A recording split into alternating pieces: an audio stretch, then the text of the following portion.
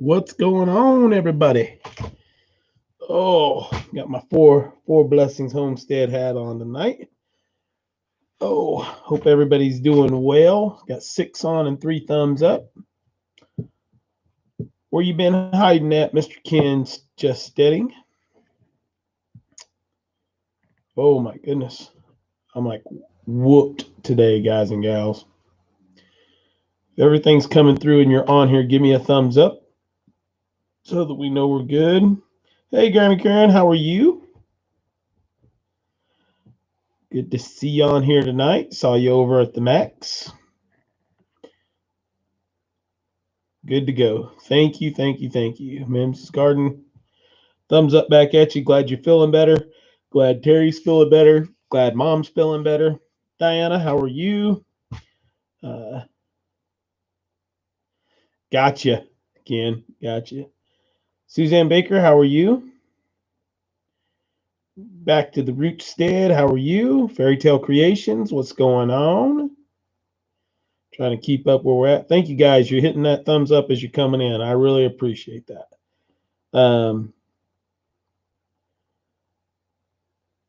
You'll see me yawn quite a bit. Me and ELYN have been going today. I've been working my booty off,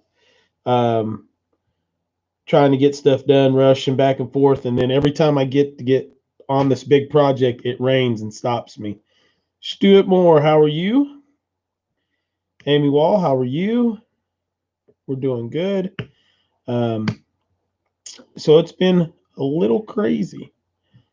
Trying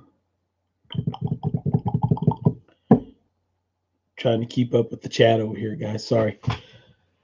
90 degrees. Yeah, it was beautiful here. So me and ELYN, we had some company come over, a neighbor come over earlier today. We sat and chatted for an hour or two. And then me and ELYN grabbed the fishing poles and we headed down toward my mom's and went trout fishing. We got 2 nice ones, probably 18 inches long, pound and a half rainbow trout. So we're going to have those for lunch tomorrow. Good looking fish. They're in the ice in the cooler right now. We need the rain here in Florida. It's been a scorching 97. Yeah, crazy. Hello from communist California. What's going on, Ivan? Spirit Heart, how are you? So we got 24 on here already, so that's cool. We did not get to do the premiere live yesterday, guys. Pete's Little Homestead, good to see you, brother. And the reason we didn't get to do that is because all the rain. All the rain has held us up from getting everything done on the project. So anyway, it's just the way it is. When it's ready, I'll post it a couple of days before we're going to do it. And if I don't get to announce it on a live on Wednesday nights, I'll just let you guys know that way, and then we'll be able to get everything done. We got 21 on here. Most of you guys are the ones that are here, but I'm going to say this early, and then I'm going to say it in the middle, and I'll say it toward the end. Someone reported last week's live as being hate speech. How you can get anything that I say like this to be hate speech, I don't know, but it demonetizes. Hey, TJ, what's going on, brother? What's going on, Cajun Homesteader? So we were demonetized for last week's live. It is under review, so they only yellow flagged me. So hopefully that'll be taken care of. Not real worried about it. They've done it on a couple, but it was actually reported. Didn't give me any marks, didn't give me anything like that, but still just made me a little bit mad. I mean, all I'm trying to do is bridge that gap and get people to talk on a normal playing field, which is hard for this world to do. Too many people don't want to have an open conversation. They want to just get stupid real quick. So we can get stupid too, but I'm not going to do that because I don't need to lessen myself in any way, shape, or form. So I'm going to be surprised and see how this one goes tonight with our subject matter tonight. Yep, that's what I said, Amy. I'm eating ice, guys. Sorry.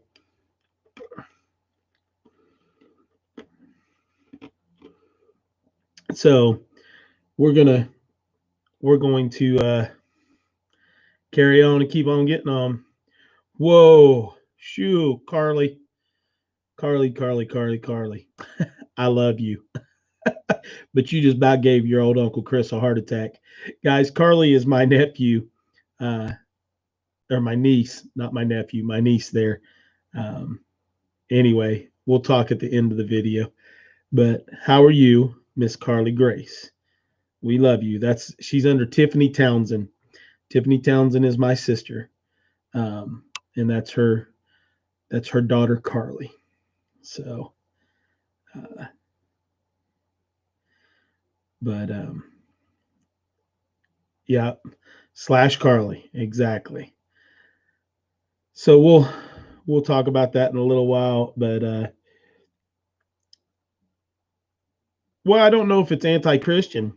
I think that it's because we were talking about Julie. I think it was we were talking about the right and wrong of what's going on in today's world, and we're going to get into that a little deeper tonight because that's JJ so chose the subject for this weekend, and he wanted to talk about our community and the role that we're having in the current events right now. So we're gonna talk about that tonight, and you know, like as always in a lot of my lives, you don't have to agree with everything. All I ask you to do is to kind of take a step back, listen to what's said, and then take away what you want and take what you want, throw away what you don't. Maybe it'll help show a broader picture of what's going on. Where are you at, Miss Carly Grace? I know already, but you tell me. I bet you're someplace different while there. Simply Southern Roots, how are you? So we are rocking and rolling and trying to do that, and I've always been something where we've tried to bridge gaps. I've said stuff on here that Christians don't like. I've said stuff on here that liberals don't like and that conservatives don't like, and really don't give a crap.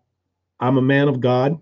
I'm a warrior of God, and I believe that if we would just be calm, speak politely, and listen a little, that we could change all this stuff up in here.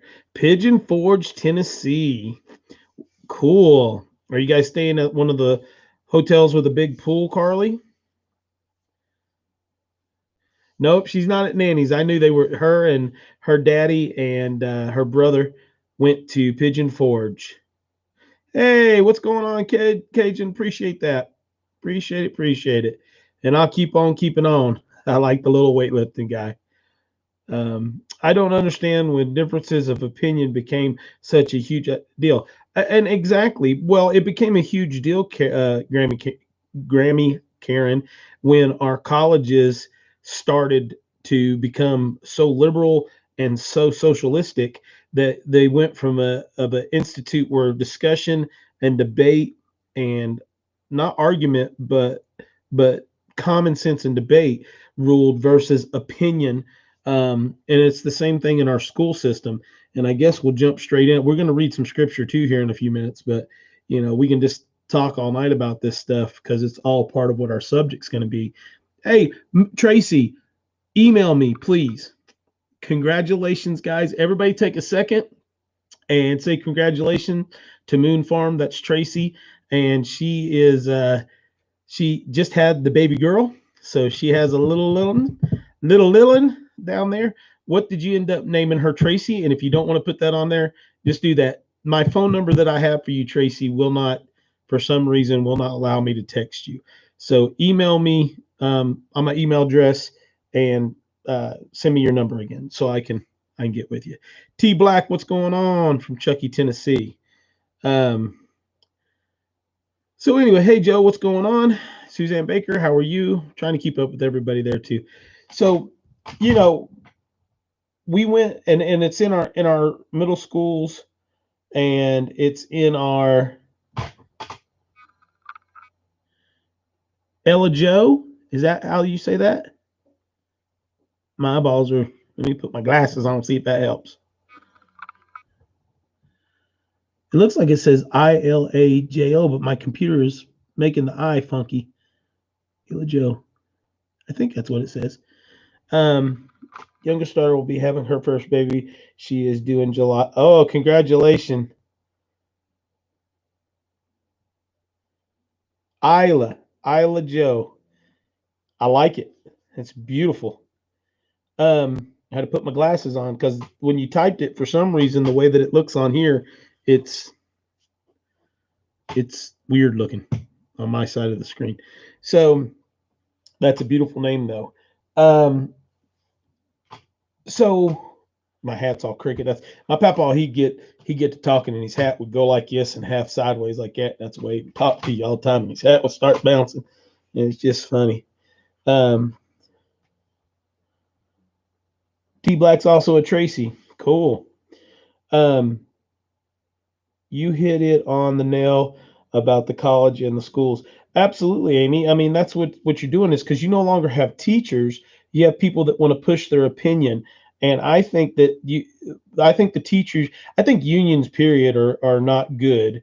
I think that the teaching union, the police department unions, I think that the unions, period, across the board, are bad. I think that they cause more issues now. They were made for a good reason.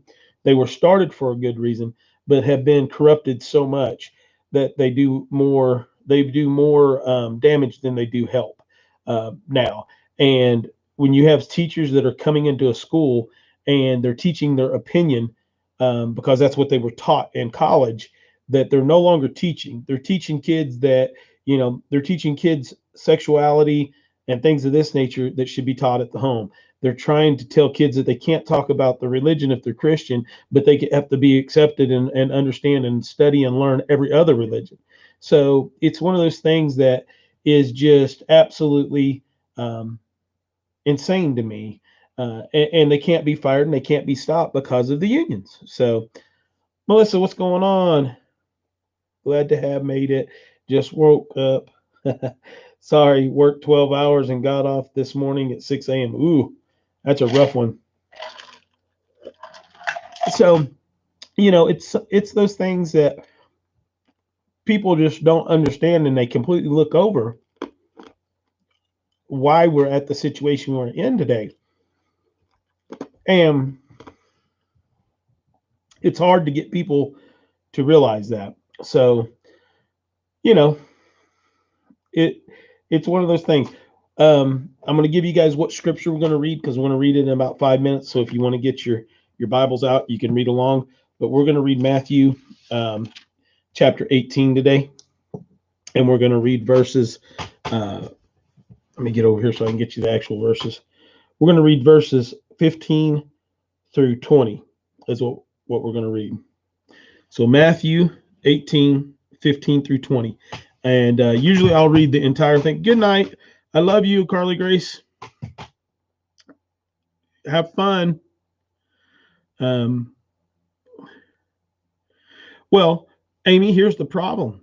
It's not that they are taking away all the parents' rights. Parents are giving away their rights. We no longer have parents in this country. And I truly, truly, truly believe that is we do not have parents in this country anymore. And that would apply. Don't get mad at me. That applies to some of you. When you have a child that, for whatever reason, in your control or out of your control, when you have a child that gets up and school starts at 8 o'clock, but you're dropping them off at 6:30 for before school, and then they're going to school from 8 until 3:30 or 4 o'clock. And then you're leaving them in after school programs from 4 o'clock till 7 o'clock. You're getting them home, you're feeding them and putting them in bed by 9:30. You're not being a parent. There's no way. The school system is now the parent. You can't be a parent in 3 to 4 hours of a day with your children. It's not possible. Physically is impossible to be a parent and influence your children more in 3 to 4 hours a day than a group that's influencing your child for 14 hours a day.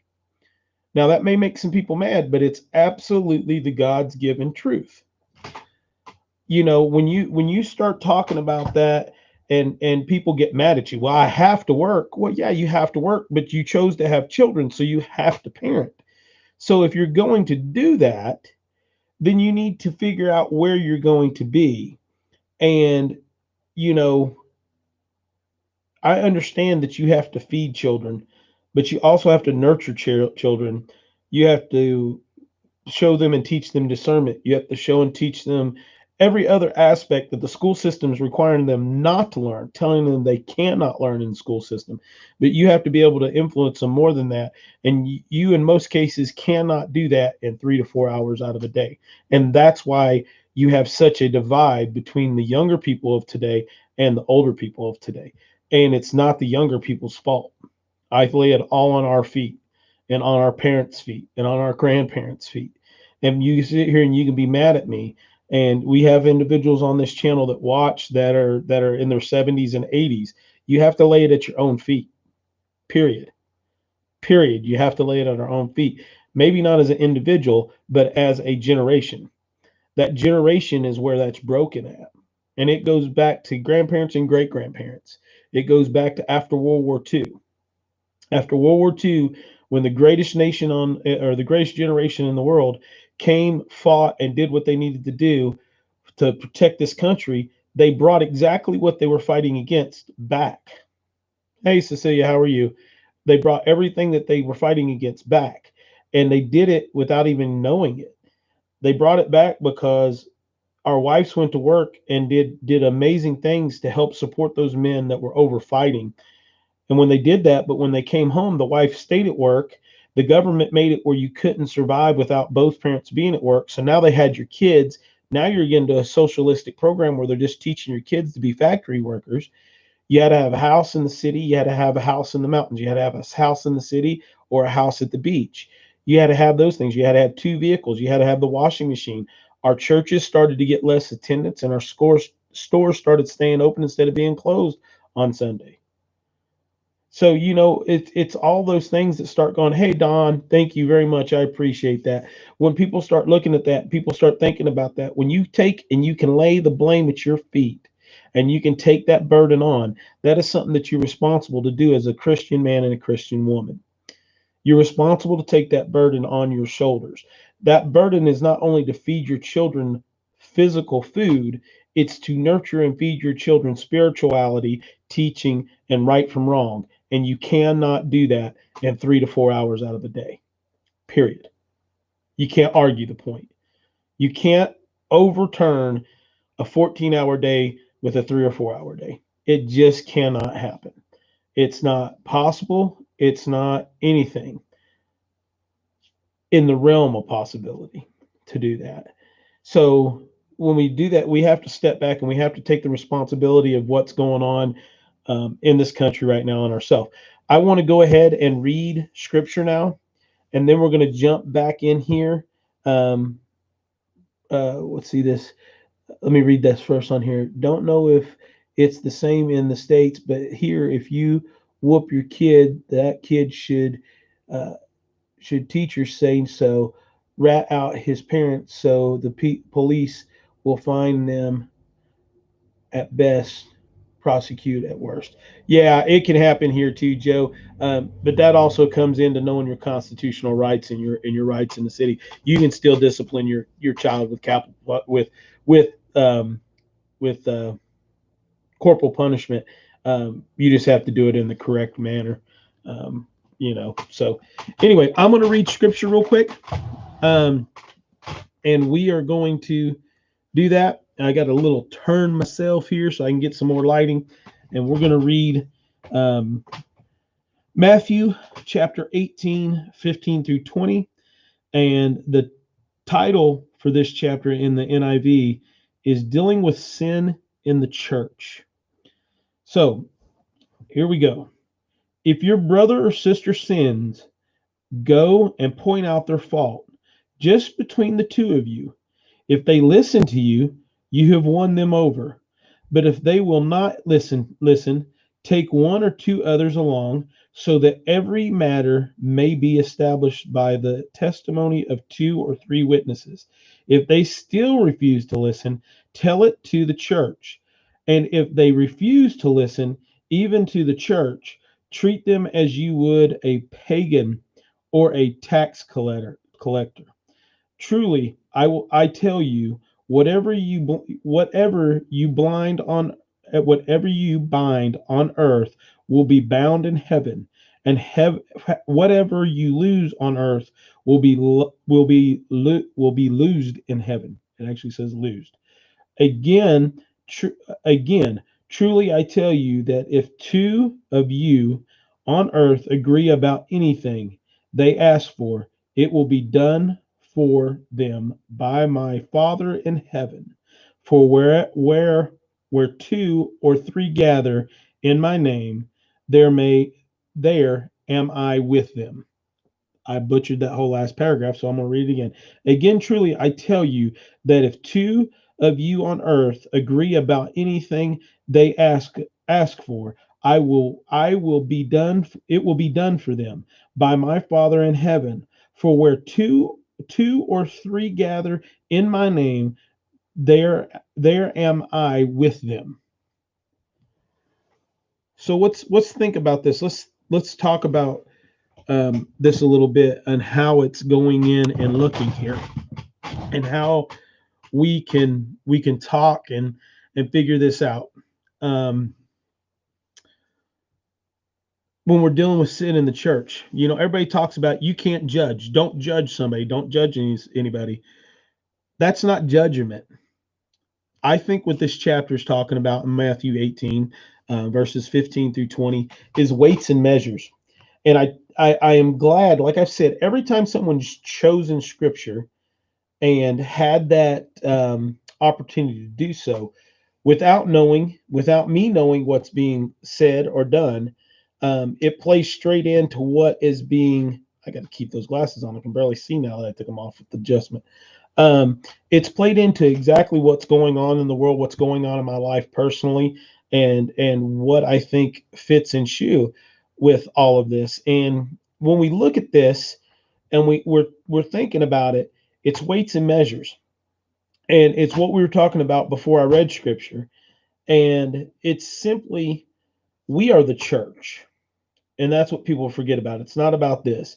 So the church, you go and you confront somebody. If you see somebody that you know is a good person that's continually doing something over and over and over that is wrong, and you love that person and you know that they're a good person, go approach them one-on-one and try to work it out.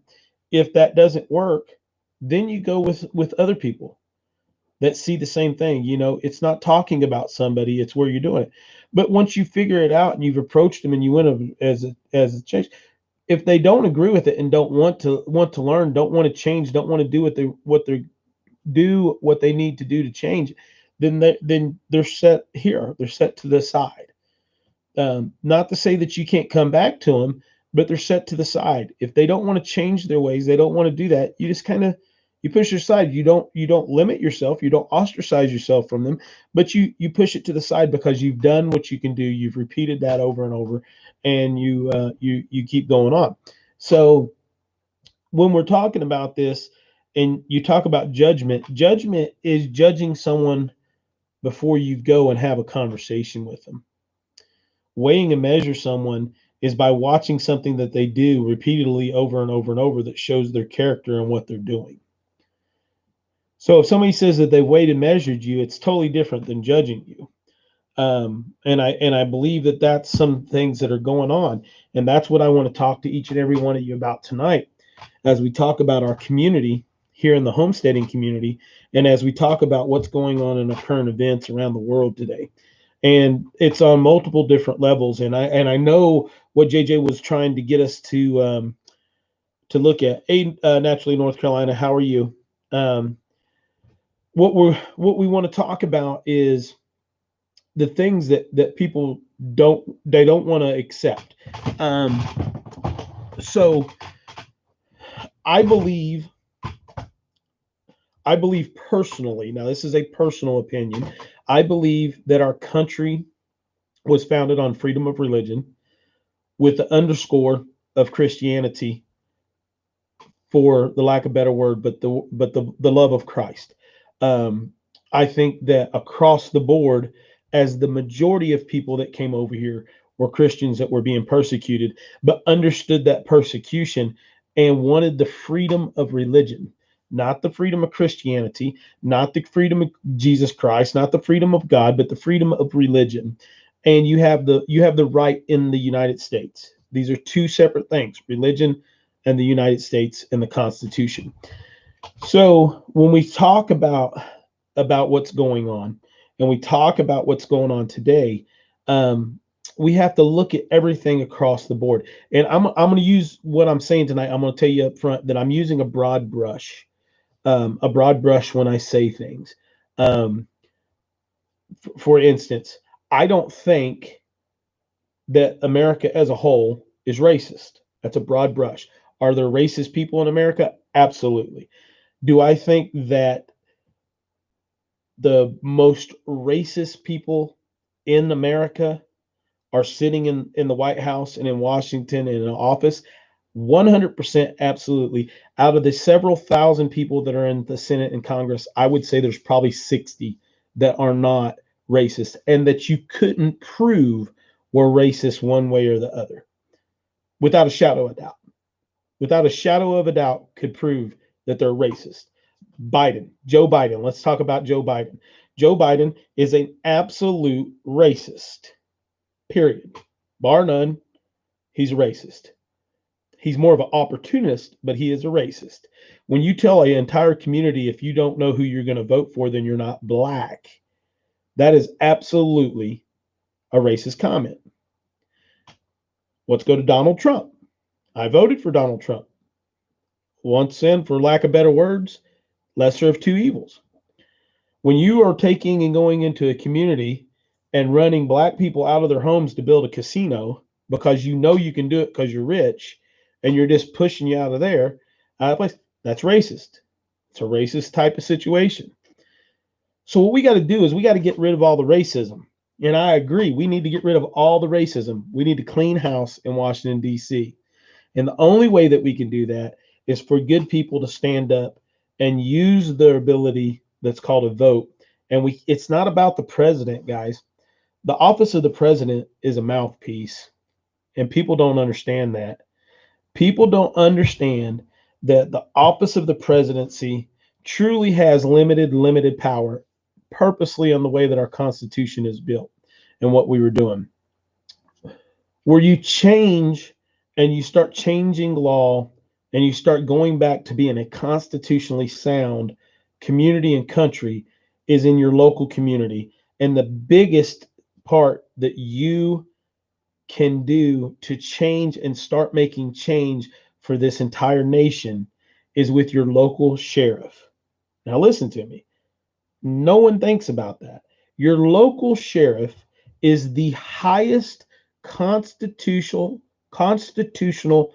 officer in your county. That's higher than any mayor. That's higher than any person that sits on the thing. And it needs to be an elected official. You have to vote for a solid constitutional sheriff. And that needs to understand this. If you're far left liberal, which we have some very liberal people that come on here, or if you're far left conservative, you have to pick someone that is a solid constitutional sheriff, because a constitutional sheriff takes care of things for both sides. Okay, a constitutional sheriff takes care of bad cops that are there doing the wrong thing because he has the power to go arrest them. Doesn't matter what the unions are. A constitutional sheriff can set straight when somebody does something illegal. That's, judge, city attorneys, anything of that nature. He has the ability to go in and fix that. Then you have to fix and get more constitution. We need to get this left and this right pulled back to the center more. And if you can, there's not a problem with being Democratic and Republican, but right now we don't have Democratic and Republican. We have the strong, I mean, seriously, and I don't mean this, you have the strong constitutionalist, and you have a socialistic party now. So now we have to pull it back to the center to where we understand that the Constitution side of it and the far left socialistic side of it have to come back to where we can get back here and we can still start to see things. So, perfect example, Second Amendment. The Second Amendment is the key to both sides getting what they need to get done. But that's the point, Spirit Heart. Not all sheriffs are constitutional sheriffs. That's why you have to vote. That's the most important vote you can start with, is researching and finding a constitutionally strong sheriff to elect into those positions. See ya. Appreciate you, Larson. When we're going there, it's not a politic type of thing. So that's where we're going. We were asked to discuss this tonight. That's not the part of what we usually do here. But that was what we were asked to talk about tonight, is where we're at. So we're not looking to go left or right or whatever it is. And this may be too much. We may need to get into a different deal. I don't want to run people off because we're talking politics tonight, okay? So understand that for all of you guys that are normally here, I don't want to run anybody off that's coming in that is there. So we may curtail this a little bit to more of our community and where we're at. So how does the homesteading community play in to what's going on in current events today? Well, I think what the homesteading community offers for things that are going on today is we offer a good middle ground that allows us to break into conversation that will allow us and Julia, we're going to continue to talk about essentials, but I think what that individual was just talking about is that I did get off on a tangent of politics, and that wasn't my intention. My intention is to talk about what you're talking about, is your rights. You got to understand that your rights are not just the rights that we agree upon on here, but you also have the rights on the other side. We must speak the truth in love toward people. Absolutely. So here's what I'm going to tell you, and then I'm going to get off the political side of things, and we're going to go in here. And I've talked about this the last 2 weeks, but we're going to talk about this solid right now. And I'm going to ask that everybody hold your comments for a minute and listen to what I'm saying. And please take, as ELYN will say, take 3 deep breaths, calm yourselves, and listen to everything that I'm going to say now, because some of you are getting ready to get mad. All right. Our Constitution makes it our responsibility as men and women that live in the United States of America as U.S. citizens.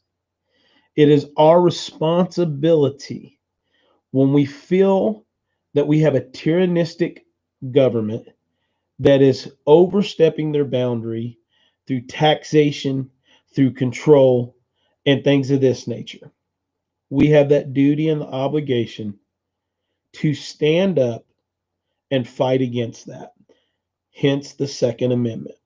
Okay? You have the right to own and bear arms and have the duty and obligation to be part of a well-maintained, organized, and managed militia. Okay? Now, with that being said, I want all of you to take those 3 deep breaths and listen. We have a great deal of young people in this country. Young people. And there's 2 sides of this, so take the breaths and wait. Okay? Young people in this country that feel that they have been stepped on, that their necks have been stepped on, and that everything that we've worked for or supposedly have worked for, they have been screwed out of, and they have. Social Security is not going to be here when they're old, things of this nature. And they see that what they do want and what they're asking for and what they're trying to get to, right or wrong, no matter what you think of it, is being taken away. Okay? So what we're going to do is they're standing up for their constitutional rights. Now you have and we'll call that left for the better part of the word. Now let's look at the right, the constitutional people. You have huge groups of people that are 3%ers, that are militia, that are constitutionalists, that feel that our government is stepping on our throats, that we feel that we're being violated, that we're being done incorrectly according to our Constitution. Now, here's the question that you have to answer for you guys. Both of them have the same argument. Both of them feel exactly the same way. Both of them have the same rights. What we have to understand, and I'm not talking about looters and people that are starting fires. I'm talking about the protesters that are doing it in the proper manner, okay? What we have to understand is it's the same fight. And what you need to do is you have to understand, if you're on the left, that this part of the right can teach you and help you out to get you to where you need to be. And this part of the left can show this part of the right what they're missing as young people in these communities, because most of them are younger people. And if we would come back to the center, we could find a way for both sides of us to get what we need and change this world. But that is the key, guys. We cannot allow, this community will help bridge that gap, but we cannot allow politicians on both sides to play us like puppets. We are each and every one getting just really beat down and made for the older people that are conservative to hate these younger people that are liberal or socialistic. And the problem and why these younger people are going socialistic is because we have failed them as older people. It's the truth, guys. We have failed them as older people. So the only thing that we can do, because they are going to get it, we're going to die, we're going away.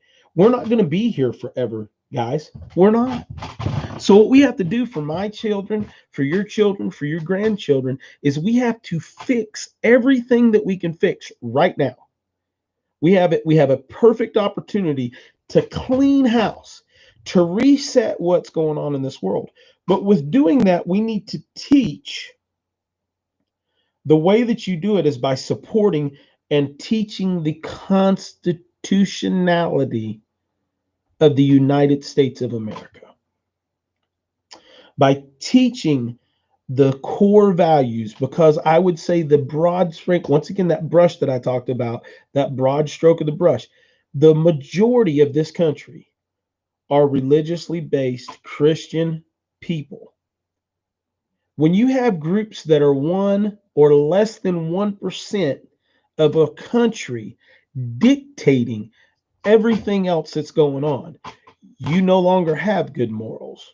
You no longer have values, because less than 1% are dictating to everybody else, because you, and I'm pointing into the camera right now, you don't have the backbone or the intestinal fortitude to stand up and say what's right and to vote people in that need to be in office. And it's our faults. My fault, your fault, and everyone that is there. Thank you, Don. Everyone else that's there. It's our fault that this is happening on the far left. We have fed it, and fed it. You feed a monster long enough, a monster will eat you. Not much of that going around from what I see online. Absolutely, Freaky Geek. Absolutely. There's not. I'm trying to do it. I'll sit down and have a conversation with anybody that wants to sit down and have a conversation, because I truly believe that most of these young people, they don't want to be lazy. They don't want everything given to them. And they don't want that. They want to be able to go get a good job. They want to be able to know that they can go out and work and still have and that's the key, guys. Have a family. We need to get back in understanding that there are gender roles, and there's nothing wrong with that. That doesn't mean a woman is less than a man. That doesn't mean a man is better than a woman. That means women can do things that men can't do, and men can do things that women can't do. And there's very few on both sides that could probably do exactly the same, but it's far and few between. You don't need to lessen something for a man to be able to do it. You don't need to lessen something for a woman to be able to do it.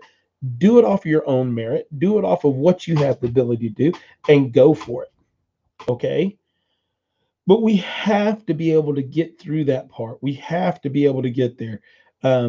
They get elected with good intentions, but once they get office, they get and that's Melissa. I agree with that, and that's why we don't need to have any of them in there. We need to clean house. Every state needs to be putting somebody new in office. If you're like the state of Tennessee, where you have individuals, hey, Ivan, what's going on, brother? Thank you very much. When you have people that are in office, and I'm back on politics, guys, and I don't want to try to do that, but it's an important thing for us to talk about. When we're talking about, hey, Rehab, what's going on? When we talk about what we have to do in this country, we have to discuss this stuff, because the homesteading community right now is prime example, sitting in the perfect spot to bridge those two, because we have a communication line going between both groups. We have starch conservative people that are homesteading and loving this and gardening and getting back to eating healthy and doing this. And we have far left people that are farming and eating good and wanting to do this stuff the same. There's that commonality and that bridge. And we can sit down at the table and have a conversation. And if we can do that, we can put in a good cancer. And I know that sounds bad, but a good cancer that will spread and go through this whole country and change it. But it all takes us getting away from the politics and the crap that is up in DC. And we have to reelect every single state. We have to do our homework. We have to pick a constitutionally sound individual that is going to represent your local government, that's going to represent your local people. We have to start with our city, with our county sheriffs, and we have to work our way up from there. If we can do that, we truly can change. I think in 10 years, we can change the landscape of politics and the outcome of our country as a whole. If we do not start doing that, if we do not fix what is there, we will lose. And I mean that for both sides. We will be slaved in our own country. You will be taken freedoms away from both sides. And it's going to come at the cost of people dying in this country. And why? Because the people that are in power do not want the people united.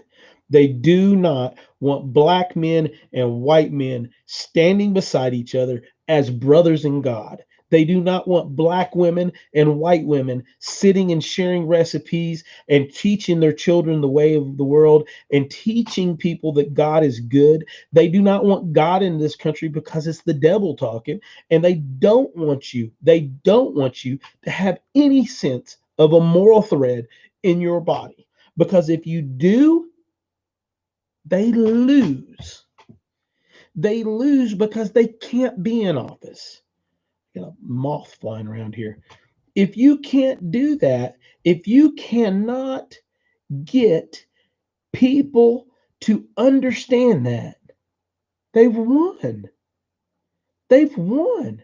I've met very few people in this world that I dislike. And there's some that I dislike, but I honestly don't think that they're people. Because if I dislike you, you're probably an evil person. I don't have to enjoy being around you. That's a different thing. Most of the people that I dislike are people that are in office. Most of the people I dislike are people in office. And we've got to come to that point of where we're going to be there. So let's talk about this great community that we have and how that we can start bridging this gap. And what I would challenge each and every one of you to do, I would say we're probably 75-20 conservative, liberal. I would say we're probably at that 75 Christianity and other religious or spiritual backgrounds. Hey, Danny, how are you? Look at Israel about to sign a peace accord. We don't have 10 years. Yeah, there's going to be a lot of things going on. You cannot, yeah, don't have to like somebody and still love them. Absolutely. Um, what where I was going with that. What I'll challenge each one of you guys to do is I want you guys to sit down and talk to people. It's just like me challenge you as a Christian, for those that are Christians, to go to the bar and have a burger. You don't have to go drink a beer. Go sit down and have a burger and conduct yourself as a Christian. Have a burger, be there. If someone sits down and talk to you, treat them like a human being. If the conversation ends up going to talking about Jesus Christ, our Lord and Savior, then that's where it goes. But don't take it there. Don't beat them with that. But show up and eat the burger. Show that you're there, and by your actions, by people seeing you be happy, by people seeing you loving your children, by people seeing you being a man, by people seeing you be a father, by people seeing you be a mother, by people seeing you be a woman and being proud to be a woman, then guess what? You're already hitting a home run with them. When they can see that it's possible to have those things, you're going to be able to stand up and when asked that question, that will lead that man or woman to the Lord Jesus Christ, the door's already going to be open to their heart because they see the power that lies within you. They see that discernment. They see that the discernment through them is going to be opened because you're not doing it fake. You're not doing it because the teacher said, let's show love. Let's show love to everybody we meet today so we can get more people in this building next week. No, you show love because it's humanity. You show love because it's the correct thing to do. You show love because it's what is human nature. You show love because it furthers the agenda. And when evil shows up in front of you, what do, guys? We punch it right in the freaking throat. And we can say that. And I have Christian men and women on here that'll say that and agree with me, but then they're not going to do anything to fight evil. They're going to cower like cowards in a corner and say, oh, it doesn't do any good for me to vote. Oh, it doesn't do any good for me to change this. Oh, it doesn't do anything. I don't know the local people. If you don't know the people in your local government and people that are in your area, you're wrong. You're the problem. If you don't know who's running for office in your area, you are the problem. Because it doesn't matter who you vote for president. If you can't see that right now on how it's going, President Trump, we had House and Senate for the first several months that he was in office, and we couldn't get anything done. Now you have the Democrats in power in the office in House and Senate, and you have a Republican president, and we can't get anything done. Why do you think that is? It's because they want it that way.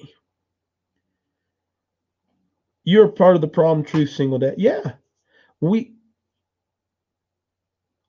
Are you referring that to me, Spirit Heart, that I'm part of the problem, or that we are part of the problem if you don't know? Because I could be part of the problem. I could be. I'm trying real hard not to be. Okay, good to go. But we are. Because you got to stand up and you got to do that. It's very, very simple. It's very simple to take a few hours and go research somebody. The internet makes it really easy. Lisa Beck, how are you? For everybody that sent the super chats, I know I just kind of briefed over you guys. Thank you very much. The super chats do amazing things. I'm not going to come out with this. We were it's going to be a month or two, but we were gifted a huge gift this week. I'm not going to say anything about it yet, but it's a literally life changing deal for us right now. And just say an unknown prayer of gratitude and for me, for other people. So blessings. We were graced with a huge blessing this week, and once I can say something, it's probably going to be mid to end of July before I can really say anything about it. But we were done by a viewer, by someone that is subscribed and a part of our family. But we are there. Reaches as much as you can when you can. Yep. You have to research, guys. You have to look at this stuff. It's just like if you're wanting to put in tomatoes or you're looking at doing raised beds or you're looking to do beds in the ground. If we can do that and cultivate our society the same as we our um, cultivate our gardens, if we would take the time to cultivate our children the way we cultivate our gardens, think about that, guys. Think about that. Think about the time that you put into your garden. Think about where that's at. Wood Beast, what's going on? How we get back to being America is we share, we talk, we communicate, and we clean house up up at the White House. We start that by voting for your constitutionally sound sheriffs in your local counties. That is the biggest office you need to concentrate on and fix. You need to research, and if your sheriff is not a constitutionally sound sheriff, and that's not just that he's saying it, but that he is absolutely 100% a constitutional sheriff, that he is going to go with the Constitution above and beyond anything, you have to research and find out on a local level who you're voting for. And your local level is 25 million times more important than who you are electing for president of the United States of America. I do that every week. I volunteer at Scooter Heaven Country Club, which is a biker club. I am the manager and the cook. There you go, Amy. That's awesome. That's awesome. Lead by example. Maryland is run by Democrats. Okay, would be. So here's the thing. Both parties, and if you were here earlier, and we're not going to try to get back into politics too much, but both parties, neither one of them are good right now. You have one evil and another evil, and you have two parties that both want to puppet master. And the only racist people, as a broad stroke of the brush, that we have in this country are our politicians. Because if the Liberal Party can have black people hating white people, and the Republican Party can have white people hating black people, they can force racism onto us because they're racist. They have control because they don't want to see a black man and a white man standing beside each other talking civilly, talking about Jesus Christ being our Lord and Savior. They don't want us to talk about what is there as a whole for this country, which is predominantly Christian. They don't want us to have that power. As long as they keep that power pulled from us, they win. So what you have to do is, if it's predominantly Democrat, okay, you have to get together as sound Christians and vote for the best constitutionally sound person. I don't care if they have Democrat or Republican in front of their name. There are Democrats that are solid, constitutionally sound people. Absolutely, there are. It's the crazy political aspect of all of this that ruins everything. We have to get rid of it.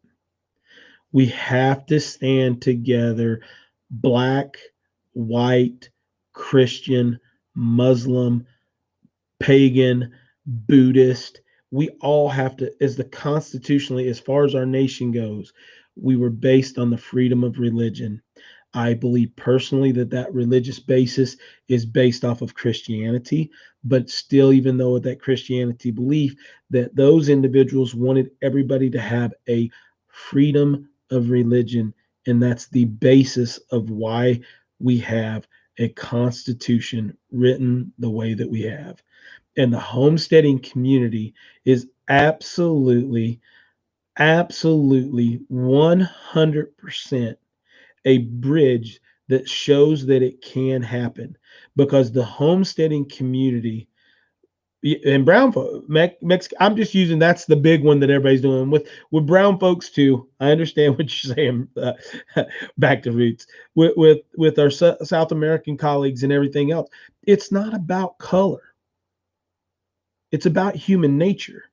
It's about the rule and law of the land, because you're talking two different things when you're talking constitutionality and you're talking religion.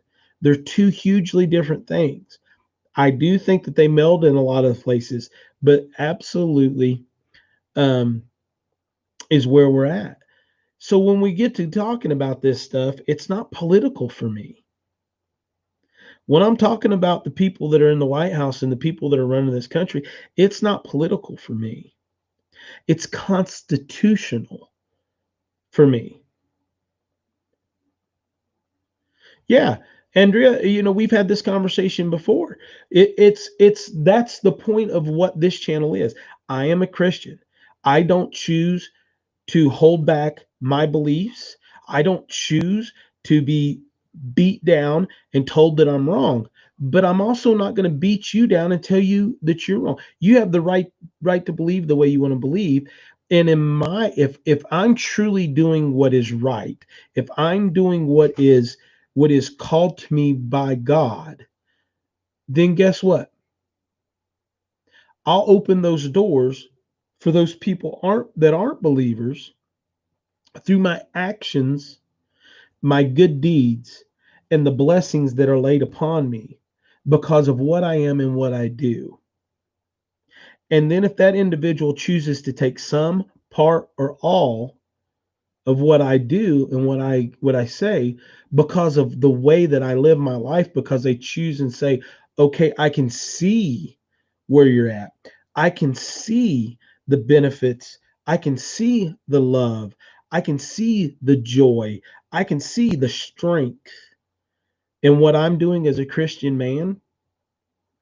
I've won. I've won. And it doesn't matter the game we're playing. I have to be the best man that Chris Prevet can be. It doesn't matter if you're pagan. It doesn't matter if you're Buddhist. It doesn't matter if you're atheist.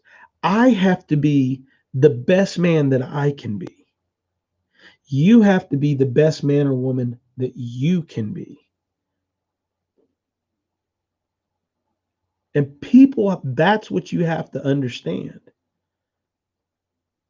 That's what you have to understand.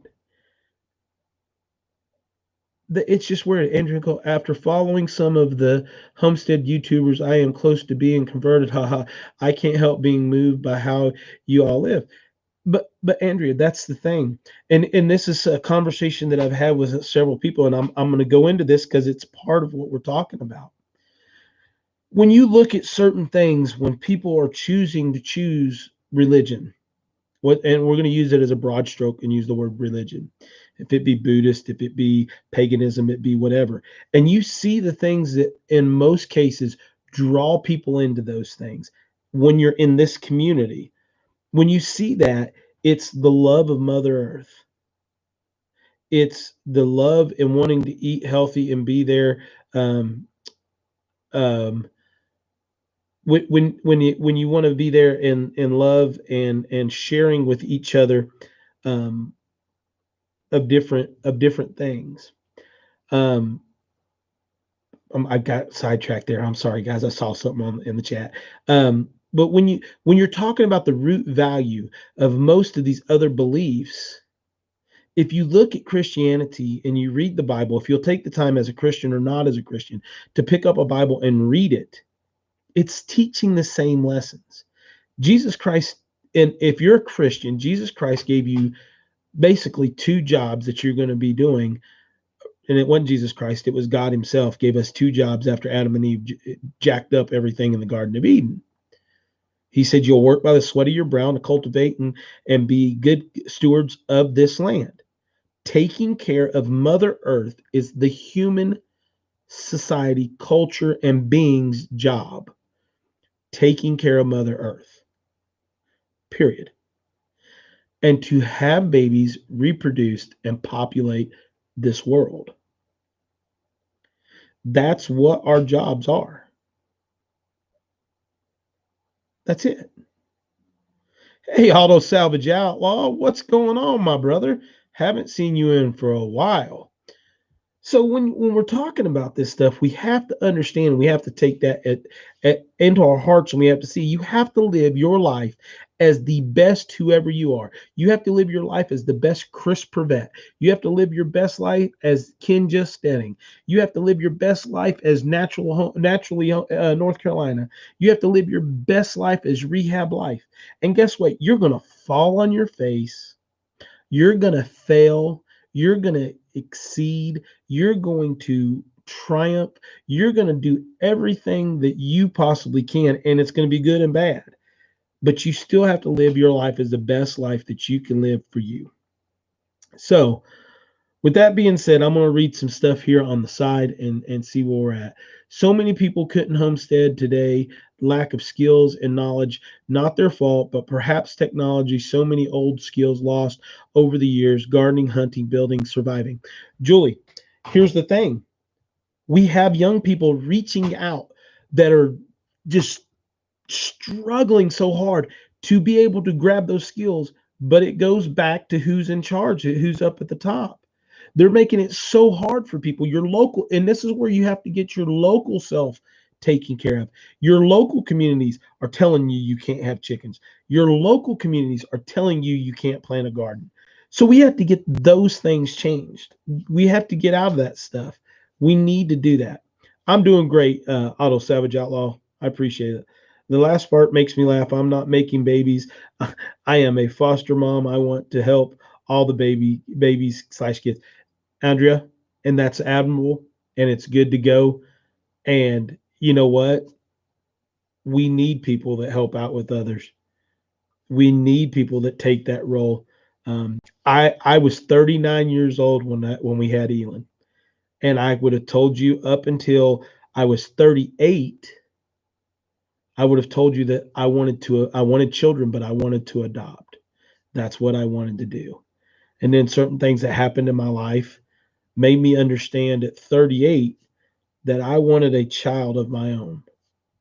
I needed that child of my own because our cultural set of where we are at, there's no role for a father. There's no role for a mother. We celebrate single moms. We demean single fathers. We say that it's okay to take career over family. We say it's okay that a father be absent because we're going to reward you more money if the father's not in your home. We're going to reward you and let you go over here and do this. But if you're a father that wants to be part, we're going to punish you. We're going to take things away from you if you can't build yourself up to here. But guess what? Dads like myself have decided that that's evil, and we're going to punch it in the throat. And I'm not proud of being a single father. I'm proud of the dad that I am, and I'm a damn good one. But I'm not by any means of any means proud of being a single father. And if you're a single parent and you're proud that you're single and a parent, that's an issue and something you need to look inside. You can be super proud of what you're doing on your own because you're forced into that situation or because you chose to be there. And that's something to take pride in. And I take pride in being a wonderful father. I take pride in being a wonderful dad. I do not at any point take pride in being a single dad. Period. Period. That's not the way it was meant to be. And that's part of the problem. We've built up people since 1959, 1960 that, okay, men are horrible, men are dogs, men are abusive, men are this. You run away from it. Marriage doesn't count. You get away from it. Oh, you're a single mom. It's great to be a single mom. Single moms are raising great kids. Single moms are doing this. Single moms, that's all I heard all the way through my whole life. And if you look at any commercials and you go back and look at TV, we talk about how great single moms were. They were. They did an excellent job. They did what they can. But a woman cannot teach a man to be a man, and a man cannot teach a woman to be a woman. And I am failing my daughter by not being able to teach her and having a woman present to be able to teach her how to be a woman. I can teach her how to be a Christian. I can teach her how to be a solid human being. I can teach her how to be strong. I can teach her how to be everything else. And I can teach her what it means to have a man that loves you. But I cannot teach her to be a woman. It is not possible. Period. I don't care how feminine I would be. I don't care anything I was there. Yeah. Sometimes you're forced into a situation. I didn't choose to being a single father. I'm not saying that. I'm not saying because your husband beats you that you should stay with him just because you have children. I'm not saying that. I'm saying that it's not something to be proud of. Be proud of being a good parent. Be proud of being a strong role model for your children. But we're not meant to raise children on our own. Mother almost killed me. Yeah. And guess what? Guess what, Julie? If we had more men, not boys, obviously what you had there. If we had more men in this world, that stuff wouldn't happen. If you took us and put us into the 1930s and 40s, if you put us back into the 20s and the teens, if a man beat his wife like that, and I know there were circumstances that happened, that dad and those brothers would have been there and laid a beating on that man to where he would have never done it again. But that's not socially correct. You can't do that. And I believe that a man and a woman, when you're married, that most things are between a man and a woman. Hey, Carol, how are you? Most things are there. And that's where it's at. But I'm not allowed to be a man anymore, according to the government. But guess what? They can't take that away from me. They can't stop me from being a man. They're not going to change that by saying anything else.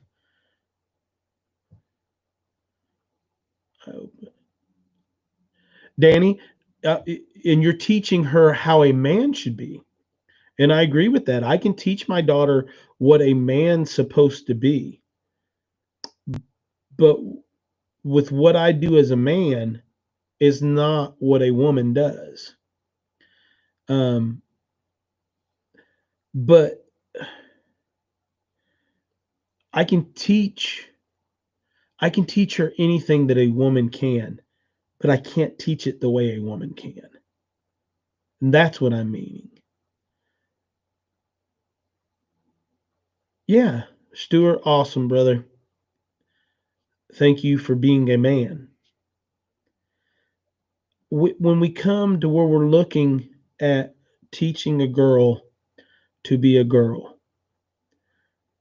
and they see me, and there's nothing wrong with it to a point, with dirty hands, and they see me doing rough things, and they see me doing those things, that's where the issue comes in today's society, is that we say that we shouldn't have gender roles. One shouldn't be hard, one shouldn't be soft. And it's not that a woman's soft, because a woman is tougher than a man in most every way there is. And I do, Sonny Prepper. You guys know that. My daughter spends a lot of time with my mother, and that's why. Because I have that ability to expose my daughter to a great woman. And hopefully one day I will be able to I will one day be able to find a woman that will be able to be a constant role model for my daughter to grow up to be a woman. I don't want my daughter to grow up to be a woman that thinks she's a man. And that's not just by my teachings, that's by society's teachings today. It's okay.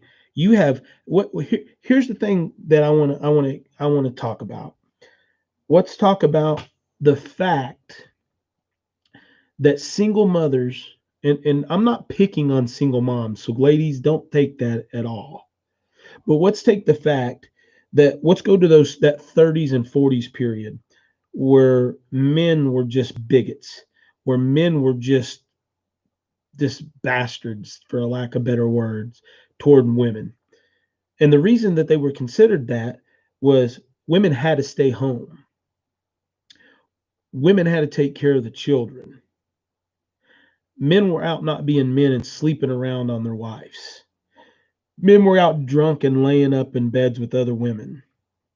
Men were choosing their careers over their families and not being part in their families.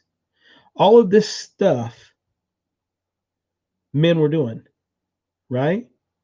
And that's what made this society of, quote, great single mothers. Let's look at today. There's more mothers leaving their children than ever, choosing career, choosing to go lay with other men, choosing to leave the father at home, choosing to go do all of these things that they thought that caused this feministic movement. They are now doing that's the same thing. That never corrected anything. Switching roles, you got young men that don't understand what being a man is, and you have young women that think that they need to do this to be a man. You no longer have that. So, I mean, it's very crazy. You, my sir, are teaching her more than you may know. God will install her with the things she needs to be. He is in it with you. Absolutely, Danny. Absolutely, he is. And it's there. And I am teaching her a lot of things. But when it comes down to it, I'm not a woman. I don't want to be a woman. I don't want to teach her to be a woman.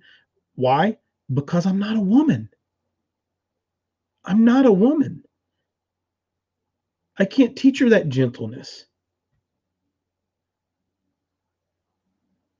I can show her gentleness. I can show her how a man can be as hard as stone, that can stand in front of her and nothing will ever touch her. I can be that wall. And then I can turn around and I can hug her and kiss her. I can show her that. But that's showing her what a man is supposed to be and what she should look for in a man as she gets older. Absolutely. I can throw it on there. I'm there. I'm ready. I can do that. I still can't do the job of a woman. No man can do the job of a woman. And that's what we have to realize in today's world. And a woman isn't better at being a parent than a man is better than being a parent. Quebec Homestead, you were raised by your dad. That's awesome. I'm not saying that we can't raise girls. I'm saying I can't give her everything that a woman can give them. So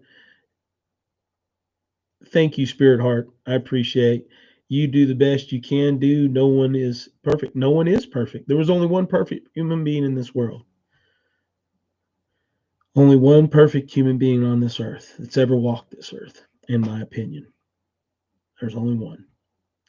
So, I mean, that's just where I'm at. That's where we're at. It's a special mom thing. Absolutely, Julie.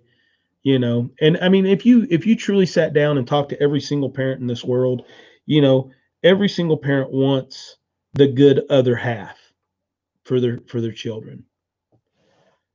you know Every single father wants a mother for their kids. Every single mother wants a good father for the kids.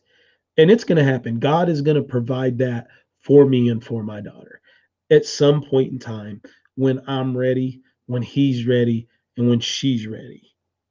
He's going to provide that for us. And I have no questions in my mind that that's going to happen. E-Baby is going to have some guy that meets a super high bar because she already knows what she likes and knows how to voice her opinion. I love that kid. She absolutely does that. She is not going to take any slack from anybody, and that's good. But when she finds him, man, is he going to get loved. Absolutely.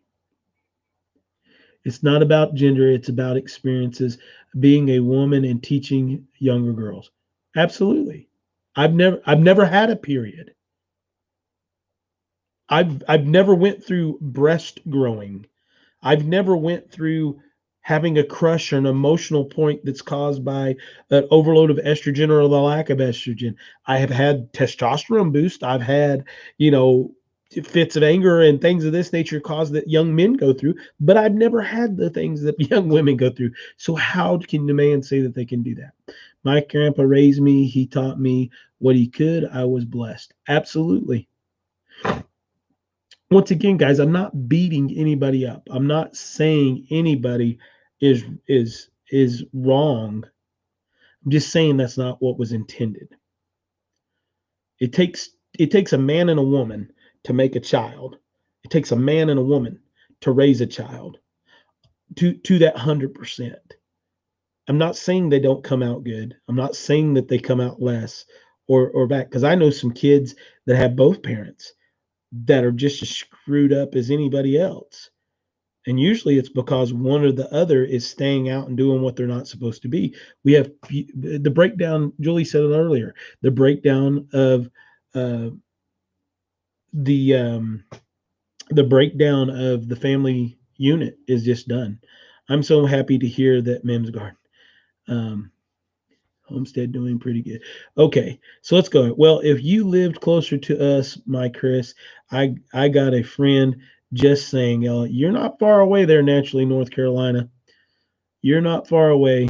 And the right person, when it's meant to be, it's not going to matter about distance. It's going to matter about us meeting and having that connection and having enough in common to where it happens. So hang in there, Chris. You're doing good job. Yeah, auto salvage outlaw. I'm good. I'm good right where I'm at. Um, for all the ladies that may be interested in things of that nature, I am very very picky, and it's not picky because I want perfect. I am picky because I um,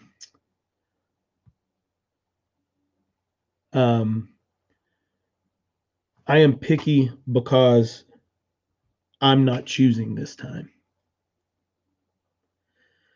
I'm not choosing who God sends to me. God is going to send me the most amazing, wonderful, blessed, loving mother ever.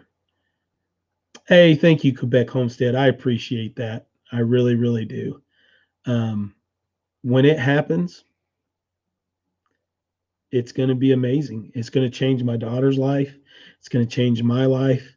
Hell, I'm not too old to where I couldn't have another one. Um, you know, it's there.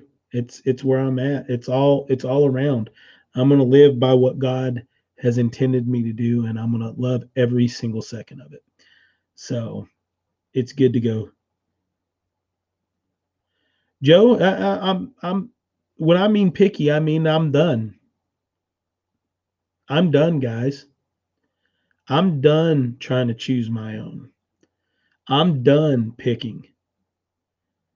I'm done trying to do what I need to do. I've not picked right twice now, but I have not had God openly on my side until now. I am blessed with wonderful husband, but my kids don't have a family outside of mom and dad to depend on. I feel like an orphan in this world, doing my best. Albany Mountain Homestead. Do you want me to tell you how to bridge that? Because that is something that can be bridged, and you're already on the bridge. This community, as a homesteading community, is a family. And I mean that in every aspect of the word. I have met some of the finest people, some of the best role models. Some of them are on here right now. Mims's Garden, Fairy Tale Creation, uh, the Stivers Homestead, Jen and Zach, Jess and Maya from Roots and Refuge, Andrea and Ben from BW Family Farms. These people, when I say it, Grammy Karen, when I talk about these people, when I am telling you, these are people that I have met, that I have held in my arms, that I have hugged, that I have seen cry, that I have been there with, that I've had conversations with during losses for them, during sicknesses for them, that are truly 100% people that I honestly can call family. Big Bear Homestead. I will guarantee you right now, Albany Mountain Homestead, I can pick up my phone right now. I can call up Jason or Robin at Big Bear Homestead, and I can say, guys, I need you and the girls at my house by 9 o'clock in the morning. I have an emergency and I have to have somebody with my daughter, and my mom and dad can't be there. And I guarantee you, by 8:30 in the morning, they would be sitting in my front yard. I guarantee you that if I had to, I could call Mims up and Terry up, and they would jump on an airplane and be at my front door if I needed it. And I'm telling you, this community is family. And that's why I say that is this is a bridge that can help mend what is wrong in this country. But we have to do it the proper way. We have to do it in a manner in which where we bring both sides of this community, where we can have open conversations and disagreement and a little bit of discord even, and bridge that gap to change things for us. And it can happen. It can happen. Absolutely. But Albany Mountain Homestead, I'm happy to be your family. I hope to meet you one day. I hope to have coffee sitting on my front porch or sitting on your front porch. I hope to. I have so many more nieces and nephews that are in this community than I ever have. And some of them that are some of the most amazing children on all levels. You take Ben and Andrea from VW Family Farms. Their children, I have less than 0.1% of the knowledge of this book than both of those children do. And that's just one aspect of it, guys. It's just one aspect of it. I've met some children in this community, only one set, one family, that the mom and dad needed to be taken out behind the woodshed and beat with a stick. And I say that straight up because I don't think they're evil people. They're just stupid. And if you took a cane pole and took them to them, because the children are wonderful children until they get around mom and dad. And it's only one out of the thousands of people I've ever met. But Lane and Emily are the cute. They are, Diana. Lane and Emily are fine. Lane is going to make some young woman a fine husband. Emily is going to be a wonderful wife. They are both absolutely wonderful as they are on their own. But man, those two are going to change the world. The kids that I have met and the parents that I have met through this whole ordeal we have the ability to raise children that will change this world. We have a position right now where we can change this world for them. So I can use more than on that. I've got people in this community who I consider to be my family. My own blood has failed me, but my Homestead family never has. Absolutely, naturally, North Carolina. Like I said, I have a huge blessing that was laid upon myself and ELYN, that if it comes to fruition, whatever that would be, that word that I'm trying to say, it literally is life changing for us right now. It is, and I'm not going to say who it is. I'll tell you guys what's going on, but I'm not going to say who it is. I would about guarantee you that they're watching, but they do not have to comment. But I had a subscriber, fruition. I had hey, what's going on, J Love Adventure? I have a subscriber that you guys know I've been having vehicle issues. I've been having some, yeah, my little truck is still a great little truck, but between the clutch, between the exhaust, between the back suspension, and everything that's going on with it, I mean, I probably have $2,000 or $3,000 that needs to go in the truck to rebuild it and get it back up to performing at a level that we need to have it here on the homestead, and plan on doing that. But with building our homestead out of pocket, and this is my investment, guys. This is where my savings is in this home, and I'm using it and building it as we go with no debt. In the structure itself, we still own on the property, but trying to do it with no debt. So having $3,000 or $4,000 to throw toward the vehicle right now is not something that's possible. So I have a subscriber a friend, a family member that contacted me and basically said, "Hey, look, I'm living on the West Coast. I have a place on the East Coast. At that place on the East Coast, I have um, a pretty nice truck, a lot nicer than anything I've owned in the last 8 years, and it's been sitting there for a year.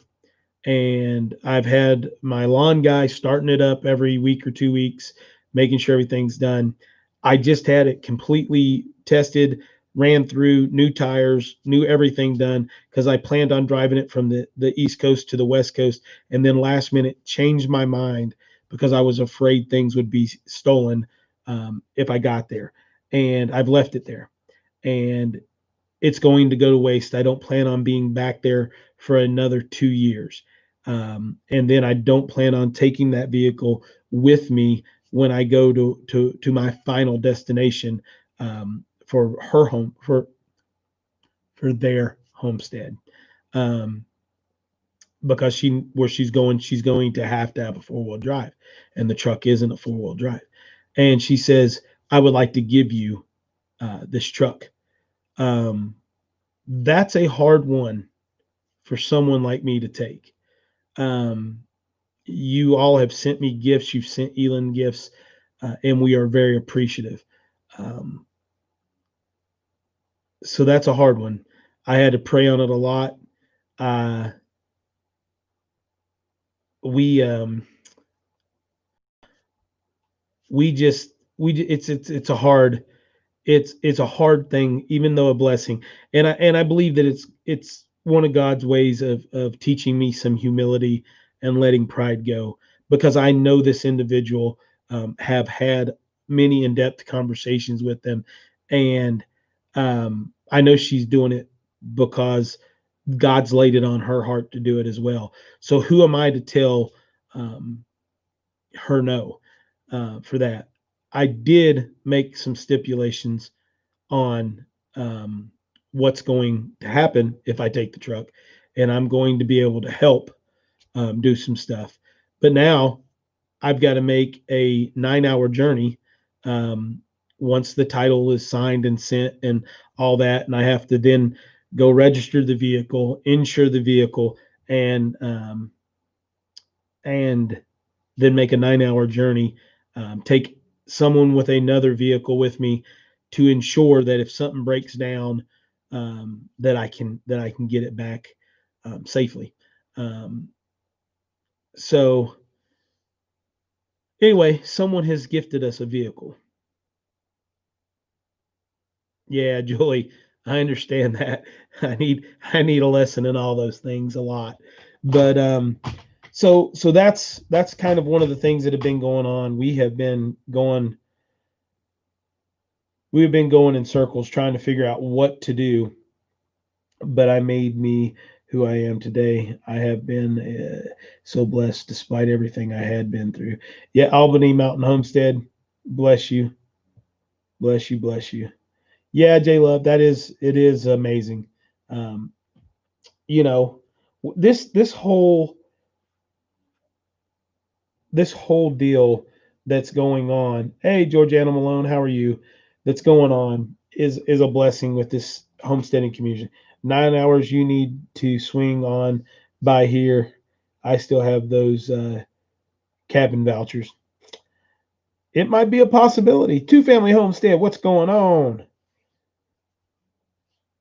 Just browsing the internet. Everybody, if you've not been over checking out Two Family, you need to go. I finally got to jump on for a little while the other night for the first time in 3 months. Did ELYN plant her seeds that I sent her? I hope that Melissa, we are in process of doing some of those seeds and stuff right now. So yes, yes, and you'll understand why I'm answering that way soon. I'm near Charlotte, so if that helps you any in trying to get the truck back, uh, you let me know. We'd be happy to help. I appreciate that. Naturally, North Carolina. I have a good friend that said that they would the truck's in Florida, but it's in the Panhandle, so it's only 9 hours for us. But I have a friend from Florida that said that he would take his truck and tools, and we would take tools and stuff and jacks and stuff and go. I don't think we're going to need any of that, but the truck has been started every other week or so, and taken care of that way.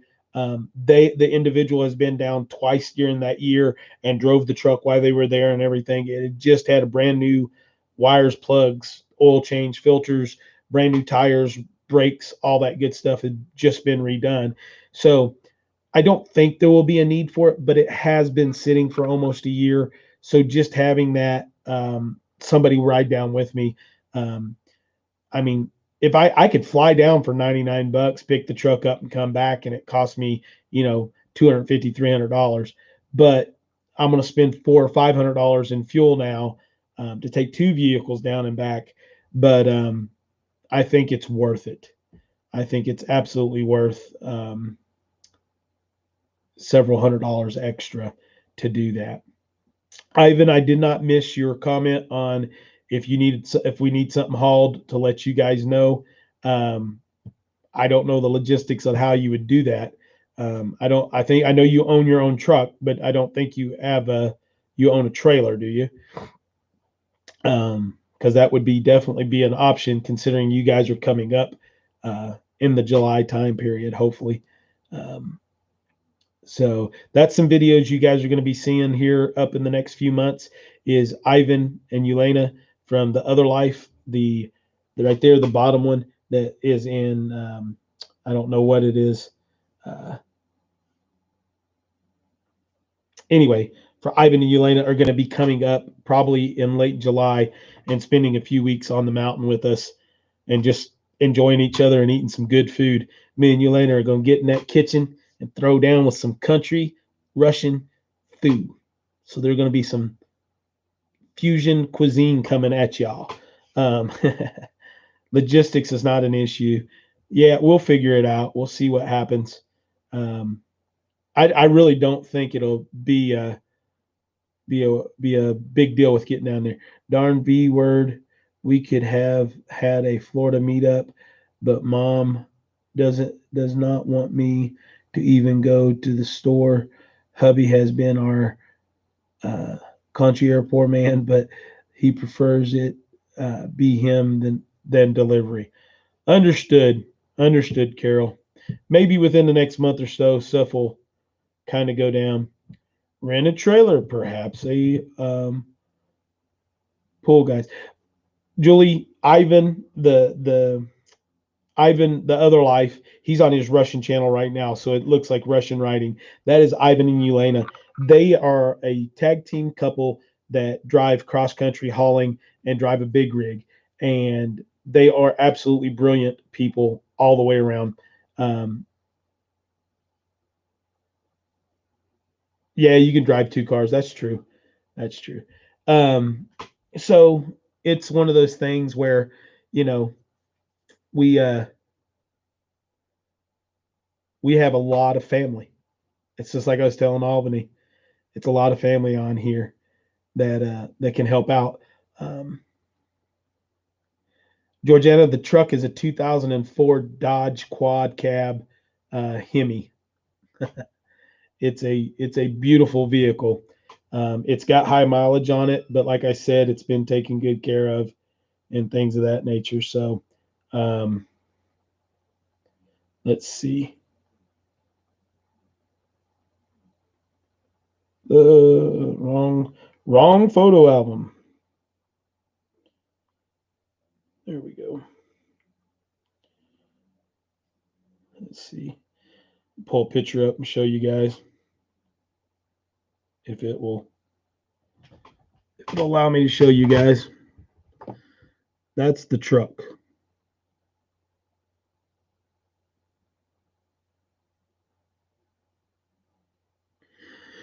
So it's nice. Hey Bonnie, what's going on? Good to see you get in here. Nope, I did not reveal the project yet. It has rained just about every day, and I am not done with the project. Um, it is within 2 to 3 hours of being done, and today I promised my daughter we would go fishing, so we didn't finish it. But it will be done. We'll be launching that and getting down everything and in there. Ferry and I could use a road trip if it's closer. We can talk about that, Mims, but it is in the Panhandle. It's right on the coast. We can figure something out. That truck can pull my car with trailer behind my car. There you go. Understood on that. Gotta love a Hemi. Absolutely, you got to. Uh, Debbie Berry, how are you? Welcome. Thank you. I have an '03 model right beside the driveway. I know you do, and it's a good looking truck. A '04 through '07 Dodge Dakota Midnight Blue is my dream truck. Yeah, I love those little trucks too. They're just so stinking hard on gas. For some reason, that little Dakota is like 3 times as hard on gas as a full size truck. I the big engine, the big Hemi in that truck doesn't bother me at all. My little Toyota 93 has the oversized um, um, has an oversized V6. That model, the 93 Toyota ES, I think is what it is the truck that they had engine trouble with. So they did a factory recall and they replaced the engines at around 25,000 miles in this truck, but they replaced them with their commercial V6s in all of these trucks. So the motor in my little truck is phenomenal, but I get about 13 miles to a gallon running that little thing. So I'm keeping the little truck and going to have it redone, but it may be 6, 7, 8 months down the road and little bites, just like I've done building the house to get it back to where we need to get that. Back to Rootstead, Mopar family here. I love Dodge trucks. I like the F-150 and the F-250 in the Ford. I think they have really good pulling power and stuff and better gas mileage. But the Dodge trucks, as far as the way they look, are absolutely amazing.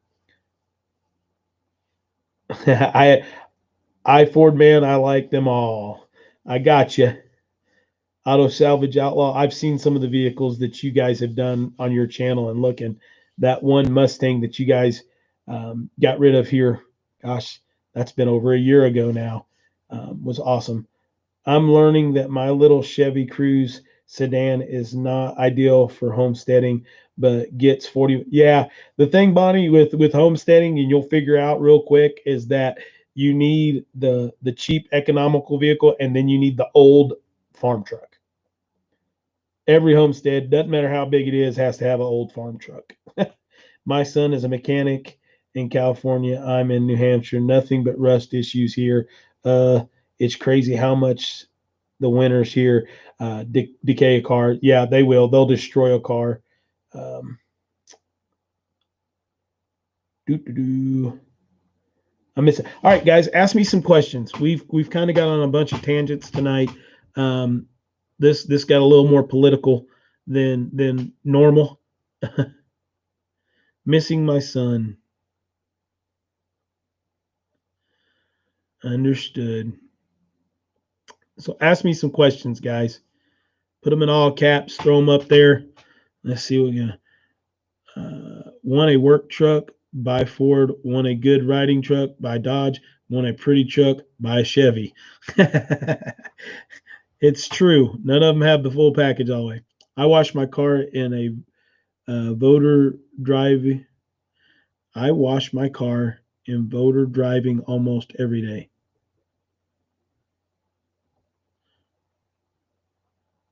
I don't get that one, Ivan, but okay. Do you have a garden? Yes, we have a garden. My garden is crazy this year. It's come so much rain that all my tomatoes are laying down. I have to get them out and get them tied up. Me and Elon are going to do that in the morning. We're going to rock that out. Oh, in winter, I got you. Wash your car every day in winter. We're going to be doing that.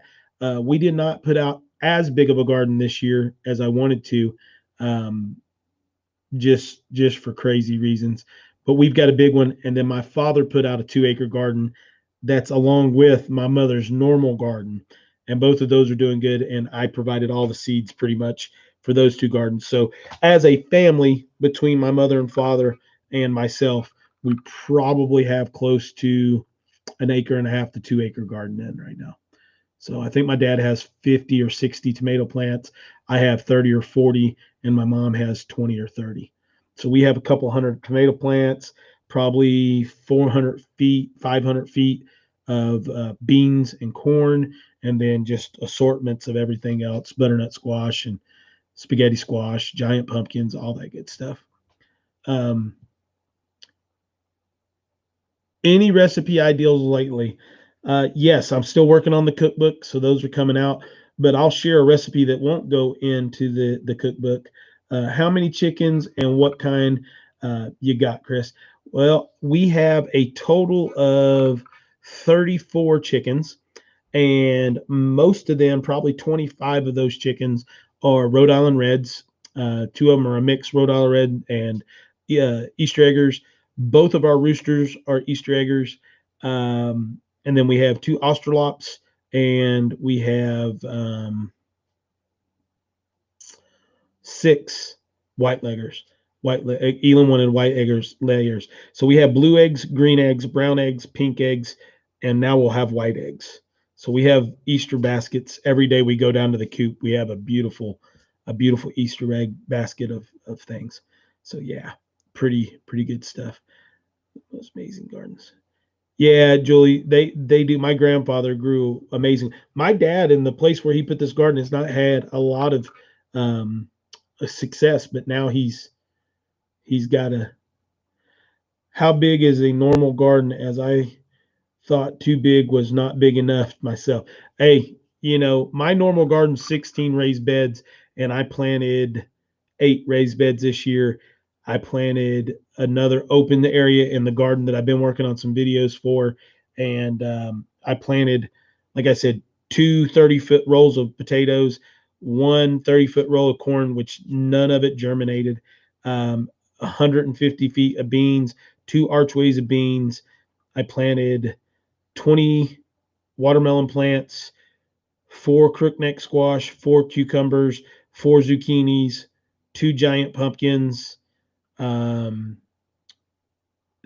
Kajari melon areas, a bed of lettuce, a bed of greens, a bed of radishes, and a bed of carrots. That's about our garden for this year, which is usually quite a bit more than that. Love it. Drive husband nuts. The chanterelle mushrooms are amazing. Okay, so you guys want a recipe. All right. So here is a awesome recipe for you guys. And any of y'all can do that. So go to the store, and if you're feeding just you and your husband, you can adjust this recipe to where you want to go. So go to the store and buy 2 nice fillets. Okay. It's about 6 to 8 ounces. You don't need any more than that because of what else is going to be served with this. So take them and sear them. Just hot cast iron pan as much as you can. pat of butter, a little bit of Worcestershire sauce, sear it, flip it, sear it, and then roll the sides and sear them.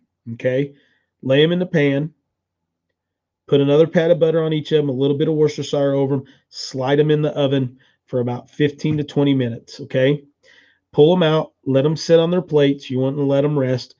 Make your mashed potatoes with garlic and dill in them, big bunch of uh, real butter, and then take some snow peas in the pan that you just made the steaks in. Add a little red wine vinegar, snow peas, and baby portobello mushrooms. Mix them up, set them on, and let them simmer until you reduce the liquid down to about half. You're only going to use about a quarter cup red wine. You can use white wine if you wanted to, but red wine works better. Reduce it down, place the steak on top, pour the snow peas and the baby portobellos and the red wine reduction over top of it, and enjoy. Simple, easy, and it rocks. So, did I miss something there, Freaky Geek? I'm sorry, buddy. I want to get at least 5 to 6 black copper merinos. Did Joe ask the question for you because I kept missing you, Freaky Geek? I love you, brother. You know I does does you have to know how to pronounce the sauce to use it? Nope, you don't have to know how to do it. Just make it. Worcestershire is how I say it. Um, let's see. The last was 8 years ago. Do. That's a great. Yeah, it's an easy, good one. Well, Chris, your ELYN is fed. Yeah, ELYN is fed well. We eat good, and ELYN eats pretty good too. She loves anything seafood. So anything seafood related or fish related, she's on. That's why she begged to go fishing today. So we went and we caught the 2 nice trout, and we're gonna have those tomorrow.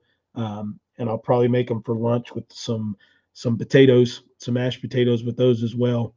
And I would love to have some asparagus, but I don't know if I'll run to the store before we get that chance. Actually, we may go to the store for then. I've got to go pick up some Freedom Stick pieces and parts tomorrow. So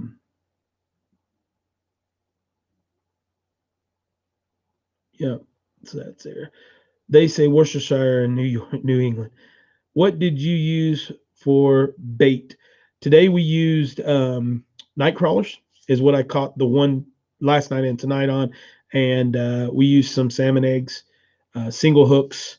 Um, the stream we went in today, they stock every Thursday or every Tuesday. So today was just the day after, and a lot of times they don't bite real well. But we were seeing fish 24 inches long, 2.5 pounds, swimming around 30 and 40 in a hole, but they just weren't biting because they had just been released in the last few days. But if you guys didn't know that Erwin, Tennessee, which is in the county that we live in of UNICOI, is the largest fish hatchery in the United States. They provide trout, brown trout, rainbow trout, and brook trout for the entire United States. There is another hatchery in the West, but out toward, I think it's Wyoming maybe, but they only do about 20% of the fish. But if you're catching trout in any stream, they've been stocked from the trout raised here in Unicoi County. I'm on that very mission. I will have them soon. Promise, Freaky Geek. Where exactly do you poop in my question while they watch you sleep? Okay, I'm missing something here. I've got a bunch of stuff going on. We have a fish hatchery about 5 miles from us. Yes, Spirit's Heart. There's a bunch of small hatcheries, but Unicoi Fish Hatchery is the main one. I mean, they've got brook trout or brown trout in there that are 4 feet long. Um, Northeast Tennessee is, for the last 3 years, is the number one fly fishing destination in the U.S. So it's amazing if you want to come do some good fishing for big fish. But I like the small streams. I like to do that. So if I am cooked domestic ducks, how do you process a duck, and do you wait to cook it, Brian? What do you suggest when you're cooking duck? The key is in any poultry is once you harvest it, you want to get it cleaned out as fast as you can. With any animal, cleaned out as fast as you can and on ice. So if you put it in a bag and cover it with like ice water brine, little salt, little water, little ice, and have it in there and leave it sitting for overnight. And 2 days actually usually works better. It will let the muscles relax because they tense up, relax. And then the key to kicking duck is you want to reduce, there's lots of fat. So you want to reduce and cook that fat down as much as you can. The crispy duck part, you have to do, you have to cook that down. I'll be back to you in a second, Melissa. Cook it down, get that fat out, save that fat because that fat is wonderful to cook everything else in. Pour it in a jar, stick it in the fridge, slap it into whatever else you cook. But if you don't do that, if you don't reduce fat off of a duck, they're just like eating rubber. But I like it that portobello mushroom with the snow pea, with the reduced red wine. Kind of glaze over top of it is great on duck as well. You can make a peanut sauce. So with the peanut sauce, you can use a little Worcestershire, some peanuts, or not Worcestershire, a little soy sauce, a little peanuts, and I like putting a little bit, just a little bit, maybe a quarter teaspoon to a pint jar of peanut sauce of like grape jelly. It just gives it that little bit more sweetness to it. Really enjoy that. And dip your duck in it if you get it good and crispy. So that's it. Love trout. Don't discriminate with trout. Love all trout. Yeah, smoke. I love smoking trout too. That is my favorite way to eat it. Sear the skin of that duck. Yeah, you want to sear it and then you got to get the oils and the grease out of it. If you ever catch a river, how do you cook it? Uh, just like bacon. Yeah, just like bacon. Duck was extremely tough when we tried it the first time. Yep, you have to let it sit for a night or two, just like with chickens, and then you have to reduce and reduce and reduce and cook that fat down and keep it going. Not a fish person, but love to go fishing. Chris, do you soak it in buttermilk? You can soak it in buttermilk. To me, it changes the flavor of duck. And the reason you eat duck is to get the flavor of duck. Learning to cook duck is just something that takes time. If you can do a rotisserie duck is awesome because you're catching all of that great au jus, that great juices and fats coming off of that, and you can keep them off of that. But if you have one of the small little rotisseries, awesome way to cook duck.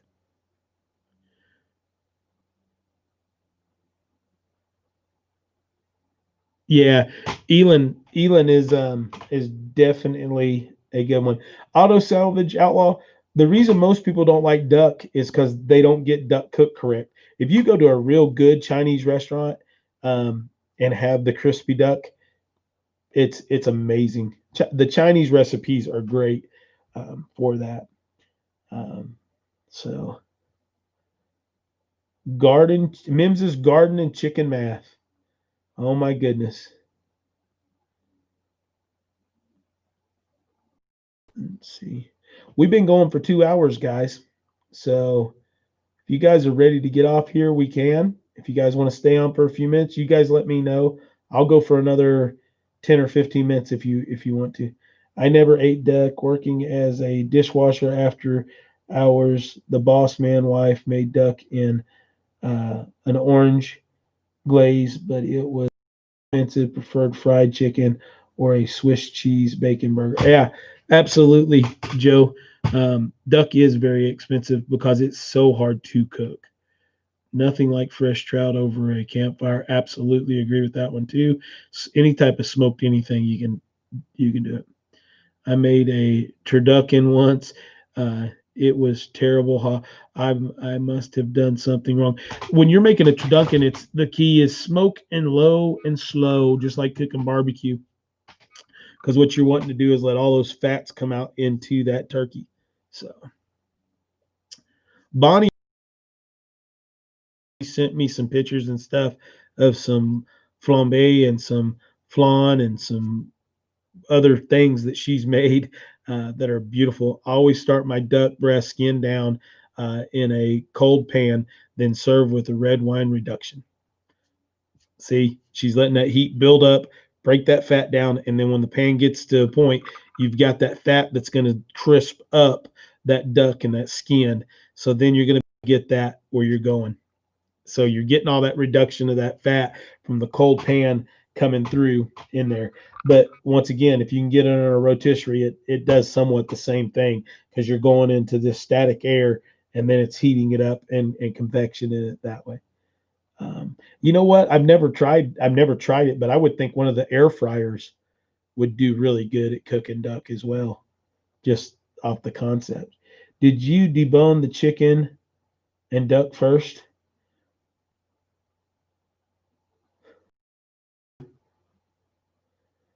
You know, you can do if you did duck breast, you could have them boneless. But usually when I cook duck, I cut the duck straight in half and I cook each side of the duck. I cook the whole side is how I usually do it. Unless it's on a rotisserie and then I cook the whole duck by itself. Just like a regular chicken. Yeah. Mim's old school single dad homesteading marathon. Peking duck. Yep. Oh, the turducken. Um, I've only done one turducken. It actually came in pretty good. And the way that we did that one is we did it in a rotisserie style deal, and we put the duck inside, and then we wrapped the outside with bacon. And the reason we did that is because you got all that fat on the inside, all that fat on the outside, and it rocked because it was the moistest turkey you've ever eaten in your life. But no, I didn't. We didn't debone ours. We just did the whole bird straight in. When you debone poultry, I think it takes away flavor. I think when you have boneless chicken, it changes the whole flavor when you cook it. To me, because I think that marrow and the juices released from the bone are absolutely necessary for a better flavor. So funny, this homesteading half of us talking about how cute fowl is and we love them. Other half talking about prepping and cooking. Hey, you know what? It's all part of the homesteading lifestyle. Love your animals as much as you possibly can, and then eat the heck out of them because they taste so good. Sorry. Never tried duck. Don't think I will. Duck's really good. Duck eggs are the best for baking. I cook the bird before I do. Yeah, cook the bone, then pull the bones once it's good. I have duck that hatched on Memorial Day, and they are all fuzzy. One on no feathers yet. Too cute, but I will be harvesting them. How do I how do I know when to harvest them at what age? With ducks, it also comes in, Melissa, to what type they are. Um, and usually with ducks that are a normal breed, I would say 15 to 20 weeks should be okay. Oh, wait a minute. I just missed something there. Joe asked a question. Let's see. Hey, what's up, Dirt? Chris, the way you cook duck, something like chicken, style, um, underbelly of the chicken is cut and then spread out flat. Yeah, yeah. Do it on an open grill type deal. Yeah, absolutely. I agree with you on that one, Joe. Oh, I'm done. Went crazy. If y'all don't know who Dirt is, that's Nathan from 180 Degrees from Average. He's my brother in Christ, your brother in Christ, and it's awesome. You can also then make bone broth. Yeah, make your bone broth. Absolutely crushes it for everything. Um, put the bone meal into your soil. Do do do do do. Do, do, do.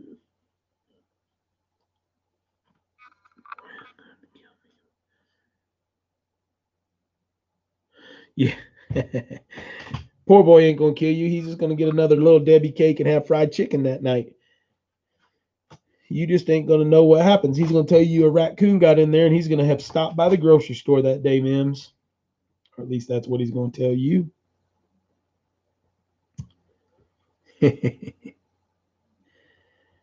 I have ducks. My one female is now 2 years old, barely lays eggs.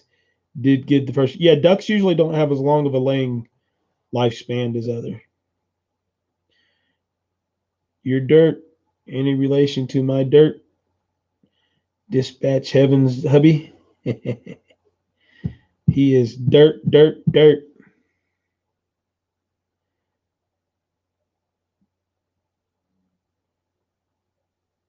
They make them a collar so they crow quieter. I think she should do that for all of them. Freaky geek. She should make all of her chickens collars. I've got to crash, Chris. Touch base with me tomorrow. Thank you.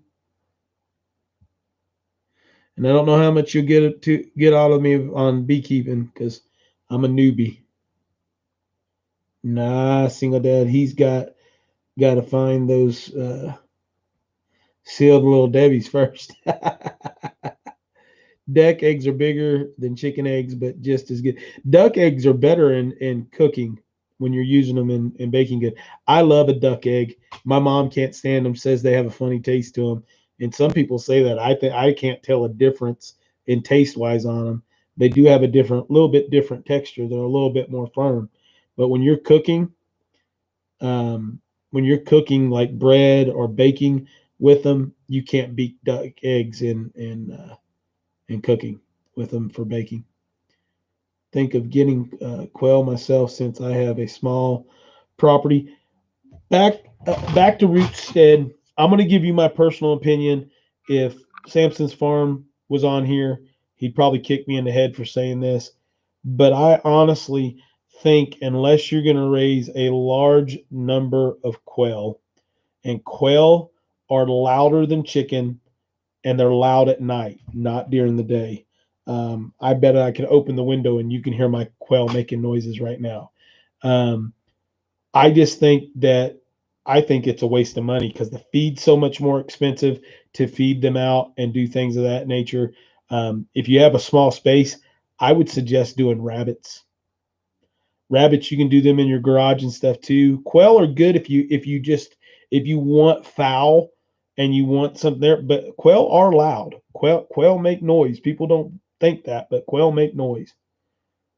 Not related.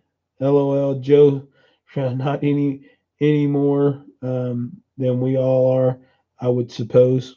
I love it. Um, Trying to read when pregnant 15 years ago with my third daughter. Eggs made me food poison sick, and I can still get sick on eggs today. Duck eggs don't bother me as much. I got you.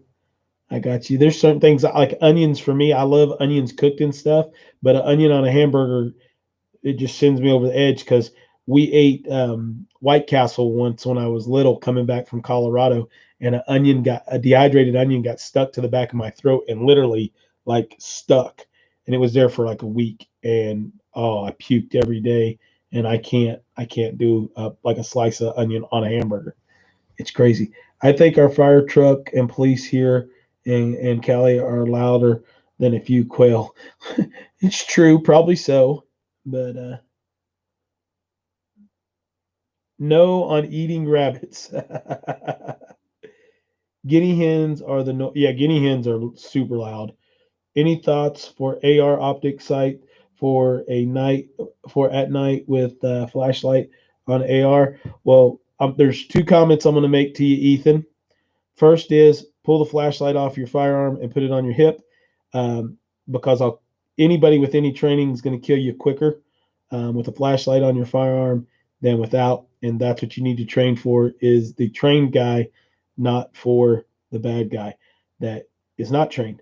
Optics wise, for evening, the EOTech to me is the top of the line. Go with the one with the AAA batteries. You're going to spend some money for it. It's there. Second on that list would be the Vortex. The Vortex has some really good red dot opticals. that work out really good. But yeah, pull your flashlight off your AR, have it in your hand. Center mass. Center mass. When a light comes on, I'm shooting center mass. So if I'm holding a weapon like this and a light comes on, I'm shooting center mass.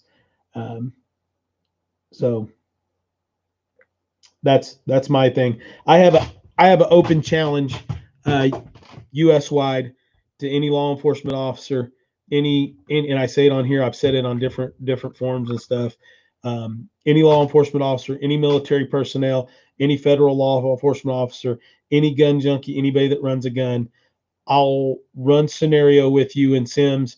You run a Sims group, which is shooting a soap round like a paintball gun, but it's soap and it actually will penetrate into your skin, not through your skin. I'll run Sims option with you, and I'll kill you 9 times out of 10, theoretically, playing bad guy or good guy if you're running a light. Just lights will get you killed. You're taught through the military to have light awareness and light control and light everything else. You need to have a flashlight, but your flashlight needs to be on your person, not on your firearm or on your weapon. So my send me to the goat. So that would be my answer. Vortex, EOTech number 1, Vortex number 2. Check both of them out. Semper Fi. You mean not always on? Nope. I mean not on your weapon. Carry it in your pocket or on your hip.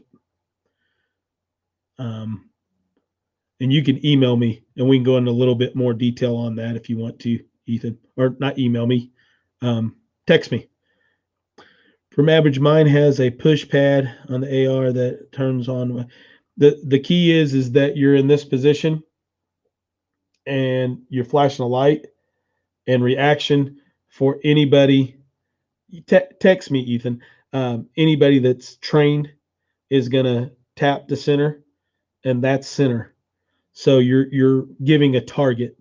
Bad guys can be trained as well. So that's why I say that. Now, if you're just using it and gonna have it out for raccoons and stuff getting in your chicken coops and stuff, yeah, have it on there. That's not an issue. But definitely. Your daughter was 2 points from sharpshooter in boot camp. Awesome. Yeah, or you can call me. Yeah, that's fine. You can do that.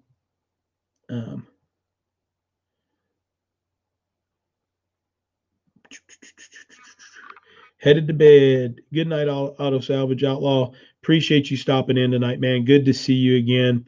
God bless, and thank you for doing what you do. So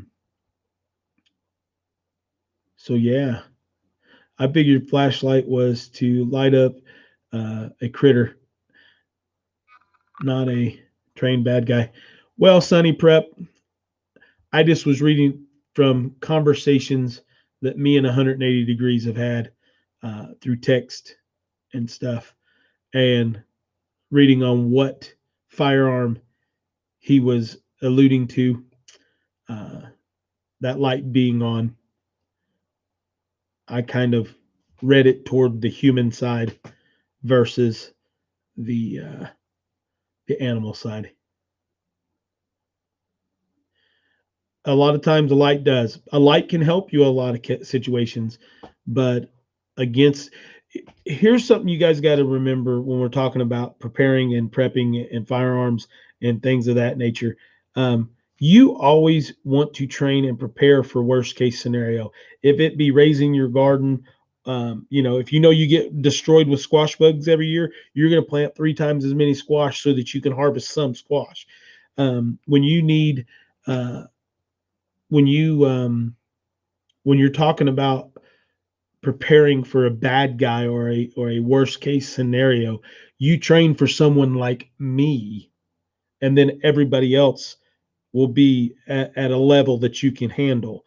If you train to handle someone that is, and I don't mean to sound conceited there, but if you train for someone that's at the highest level of everything else underneath it will fall into place how you need to be there. Let's see. Night vision can be helpful, but it'll also get you blind too. Just get those big gel lights to flip on. Yeah. May I ask for a recommendation on a cost-effective firearm with cost-effective ammo? Practice gets expensive. How does one afford it? Albany Mountain Homestead. I suggest if you're talking about for a sidearm, for a pistol, I would suggest that you go out and buy something like, in my opinion, a Mark II, 3, 4 Ruger. You can buy them now with aluminum uppers and stuff. You're going to spend $400 or $500 for them, but it's in 22. You can shoot quite well out to 25 yards with them. It dispatches small animals up to pigs. It's a good defensive weapon if you only have one. And you can buy ammo fairly cheaply still. If you want a long gun that you can hunt, wild game, protect yourself in your home and everything, a 12 gauge shotgun. If you can't handle the recoil because of health issues or size, you can go with the 20 gauge and it does well. For home defense, I suggest number 6 or number 7 bird shot because it won't penetrate through walls and stuff. But then you can buy slugs that you can take down deer and bear and anything else. You can hunt rabbits and squirrels and birds with bird shot and things like that. So yeah, the shotgun would be my secondary thing that would be cheap.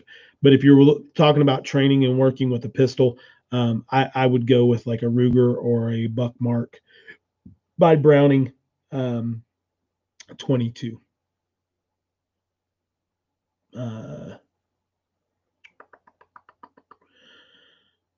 Yeah, Taurus G2C is nice, but you can't find 9mm ammo anywhere in my area right now. The guns are not went up, guys. Guns are not that expensive right now, but you cannot find ammo for hardly anything. Mims's Garden Creation. Don't let him fool you. He asked me how they are doing every single day.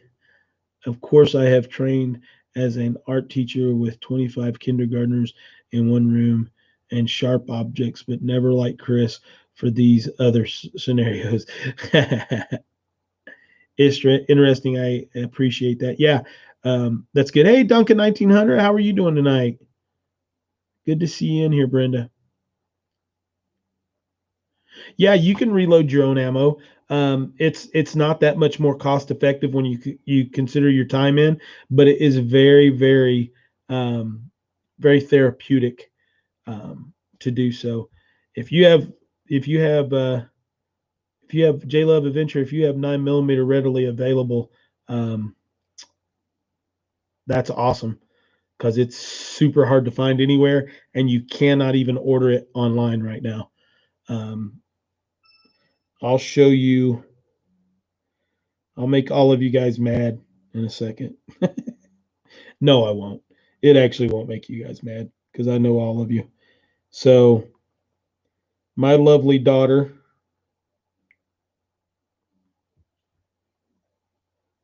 let's see if I can. Well, why in the world? I don't know if that'll stay like that if I do that. Will it? Oh, yeah. So, I just built this. That's a 9mm AR that is ELYN's. It's got a pink tiger striped lower receiver on it. I just got it finished, but it's a 9mm in AR platform pistol, but no recoil that she can shoot and have fun. She's got a couple of guns already. She's got as many guns as I do between Papaw and uncles and everybody getting stuff built. So I need to interview a handgun self-defense instructor for a book I'm writing. Can I email you? Absolutely, Sunny Prep. Anytime, anything I can help with. I've got to put some other stuff out for Mama Z too. I saw her on here earlier. I've got to get a video out for her on 4th of July stuff. So she's doing a collab with that. So I've got to get that out too. And I've got 2 other videos coming out. I've been working so hard on these videos for this big project that I've not put anything else out. And I still haven't figured out how in the world to get the membership videos to notify the members. I can't figure that out. I'm crazy right now. I just got yeast after months of Nava. Yeah, Albany Mountain. It took me 3 months to get 1 pound packs of yeast. Hey, thank you, Mims, for getting that to her. Yeah, email me, Sunny Prep, and we can exchange phone numbers, and you can give me a phone call, and we can do whatever you need to do. I went to Lowe's to buy wood, and there was nothing but empty racks. Back to root steading. Absolutely. And every piece of lumber that we have in our local Lowe's is coming from Finland, which I thought was very interesting. Mo Homesteading, I know you're lurking. Love to see you come in here and comment, though. Thank you for being here and listening in the background. So yeah, everything though is coming from Finland. It's pretty crazy.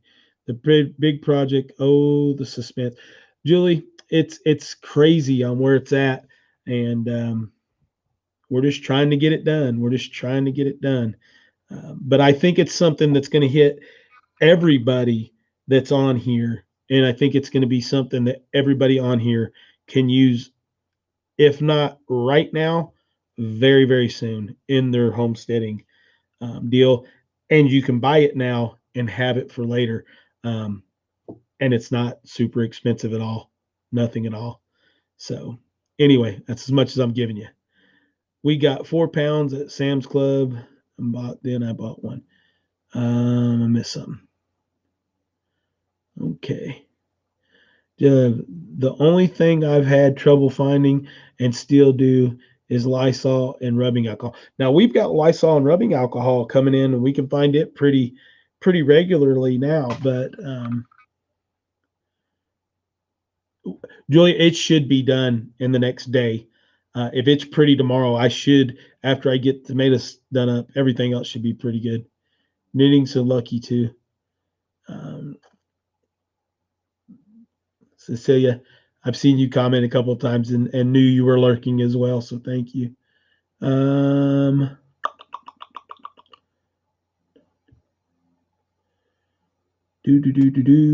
no, Duncan 19. What happened, Brenda? Garden, he has hematoma on his main vein just to his spleen and his spleen. Oh, that's no good. Not good. At Sam's, we were only allowed a single 2 pound package. So we each bought one. Yeah. Albany, we went the other day, and I have a buddy that works at Sam's Club, and they were doing 5 pound packs of hamburger. And he came up and whispered to me, it was like, "Do you need some hamburger?" This has been a month or so ago. And I was like, yeah, I could use some. I don't need any.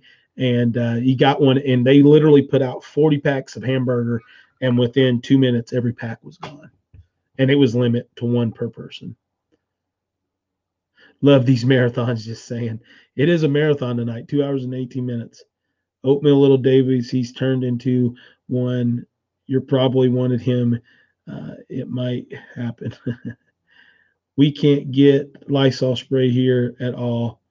Y'all can. Yes, Mims, or some type of spray. I can see if I can pick you up some and get it sent out to you. Yeah, beef went crazy, and it's all about not demand, but supply. Want to buy pork belly at Costco and try my hand at making homemade bacon. Absolutely. Try going to your local butcher. Go to your local butcher, because that meat they'll usually take and make it into lard, but you can usually buy it at your butcher shop. If you have a local Genovese or a butcher, you can come in and get there. Pray for Andy. Yeast is hard to find right now. Like I said, I ordered 2 1 pound bags, and it took almost 3 months. And the company actually texted or sent me an email and said, "Look, we can't get it either. But as soon as we do, we'll send it out to you." So I just left it, and because it was only $30. and left it. And then they finally sent it. And when they sent it to me, there was a receipt in the bag, and they paid more than what I paid them for it.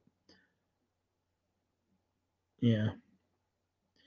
I'm still making Everclear Lysol spray. Yeah. And it works. It probably works better than anything else, Mims. All right, guys. We're going 2 hours and 20 minutes.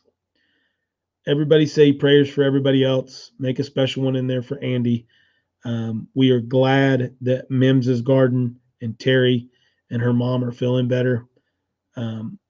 She's a great asset to everybody around here. So um, we love each and every one of you guys, and we're gonna get out of here. I will go back. Let me go back and say something too, because there's still most of you guys on here, because I know she's not on here now, but. The reason I was so shocked when my niece got on the phone earlier, Carly, that was under Tiffany Townsend, was Tiffany is my sister that passed away. And that is her youngest child, Carly. And Carly has her mom's tablet and phone and refuses to change anything because it's her mom's. And so when that popped up and said Tiffany Townsend, it's been 4 years, guys, and it still hits you right in the gut. Um, her kids are doing amazing. Her son is a strong young man. Carly is a strong young lady, and her oldest daughter Kylie is absolutely amazing. Um, all of us have our own little issues and stuff, but that's why I said what I said when I did that. Can I ask for prayers for someone, Chris? He's not in the homesteading group, but he is a YouTube. Yeah, Mo Homestead, shoot on, baby. Get it on there. Let's go. You always can. You can always ask for prayers. Um, survive it. Yeah, that's a good one. But yeah, Mo Homestead, please ask us, and we'll do that. If you want to give a name or just put him on our hearts, so we can keep him there and do that. No, it's hey, she's in a better place. My sister was eat up with cancer. Um, Came on real quick, and anybody that says Obamacare is good is a joke. Um, she was forced on Obamacare. They didn't make a whole lot of money. Great family, loved home. She chose to stay at home over money, and was a true mom. And went in and had a partial hysterectomy, and they told her that she was fine, and went to the movies with her husband and thought she was having some digestive issues because she ate popcorn that night and her gut started hurting, and she went to the doctor, and this is literally within a couple of months. um, uh, and she had a mass on her liver. It was the size of a basketball, and it just spread very quickly. Within 3 or 4 months, she was eaten up, and she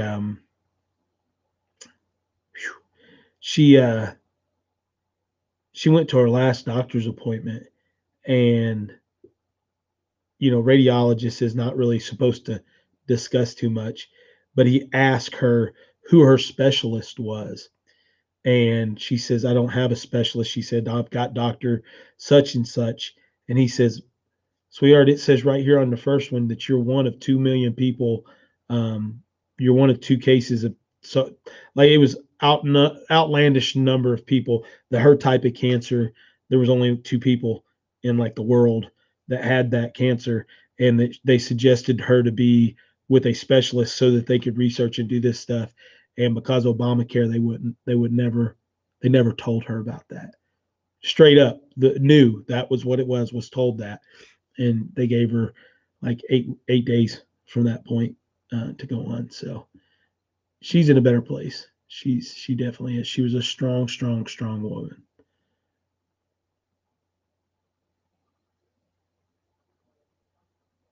Yeah, we'll pray for Mo Homesteading and your friends, and everybody just pray for each other. Remember, when you bend that knee, you don't need to say who for. All you got to do is open the door. Sam's Club in Central Florida was $53. Yep. Craziness. All right, guys. I am going to tell you guys good night. God bless, and live with what God gives you. Thank you to all my moderators. Thank you for all the super chats. And we will see you very, very, very soon. If I missed anything, I apologize.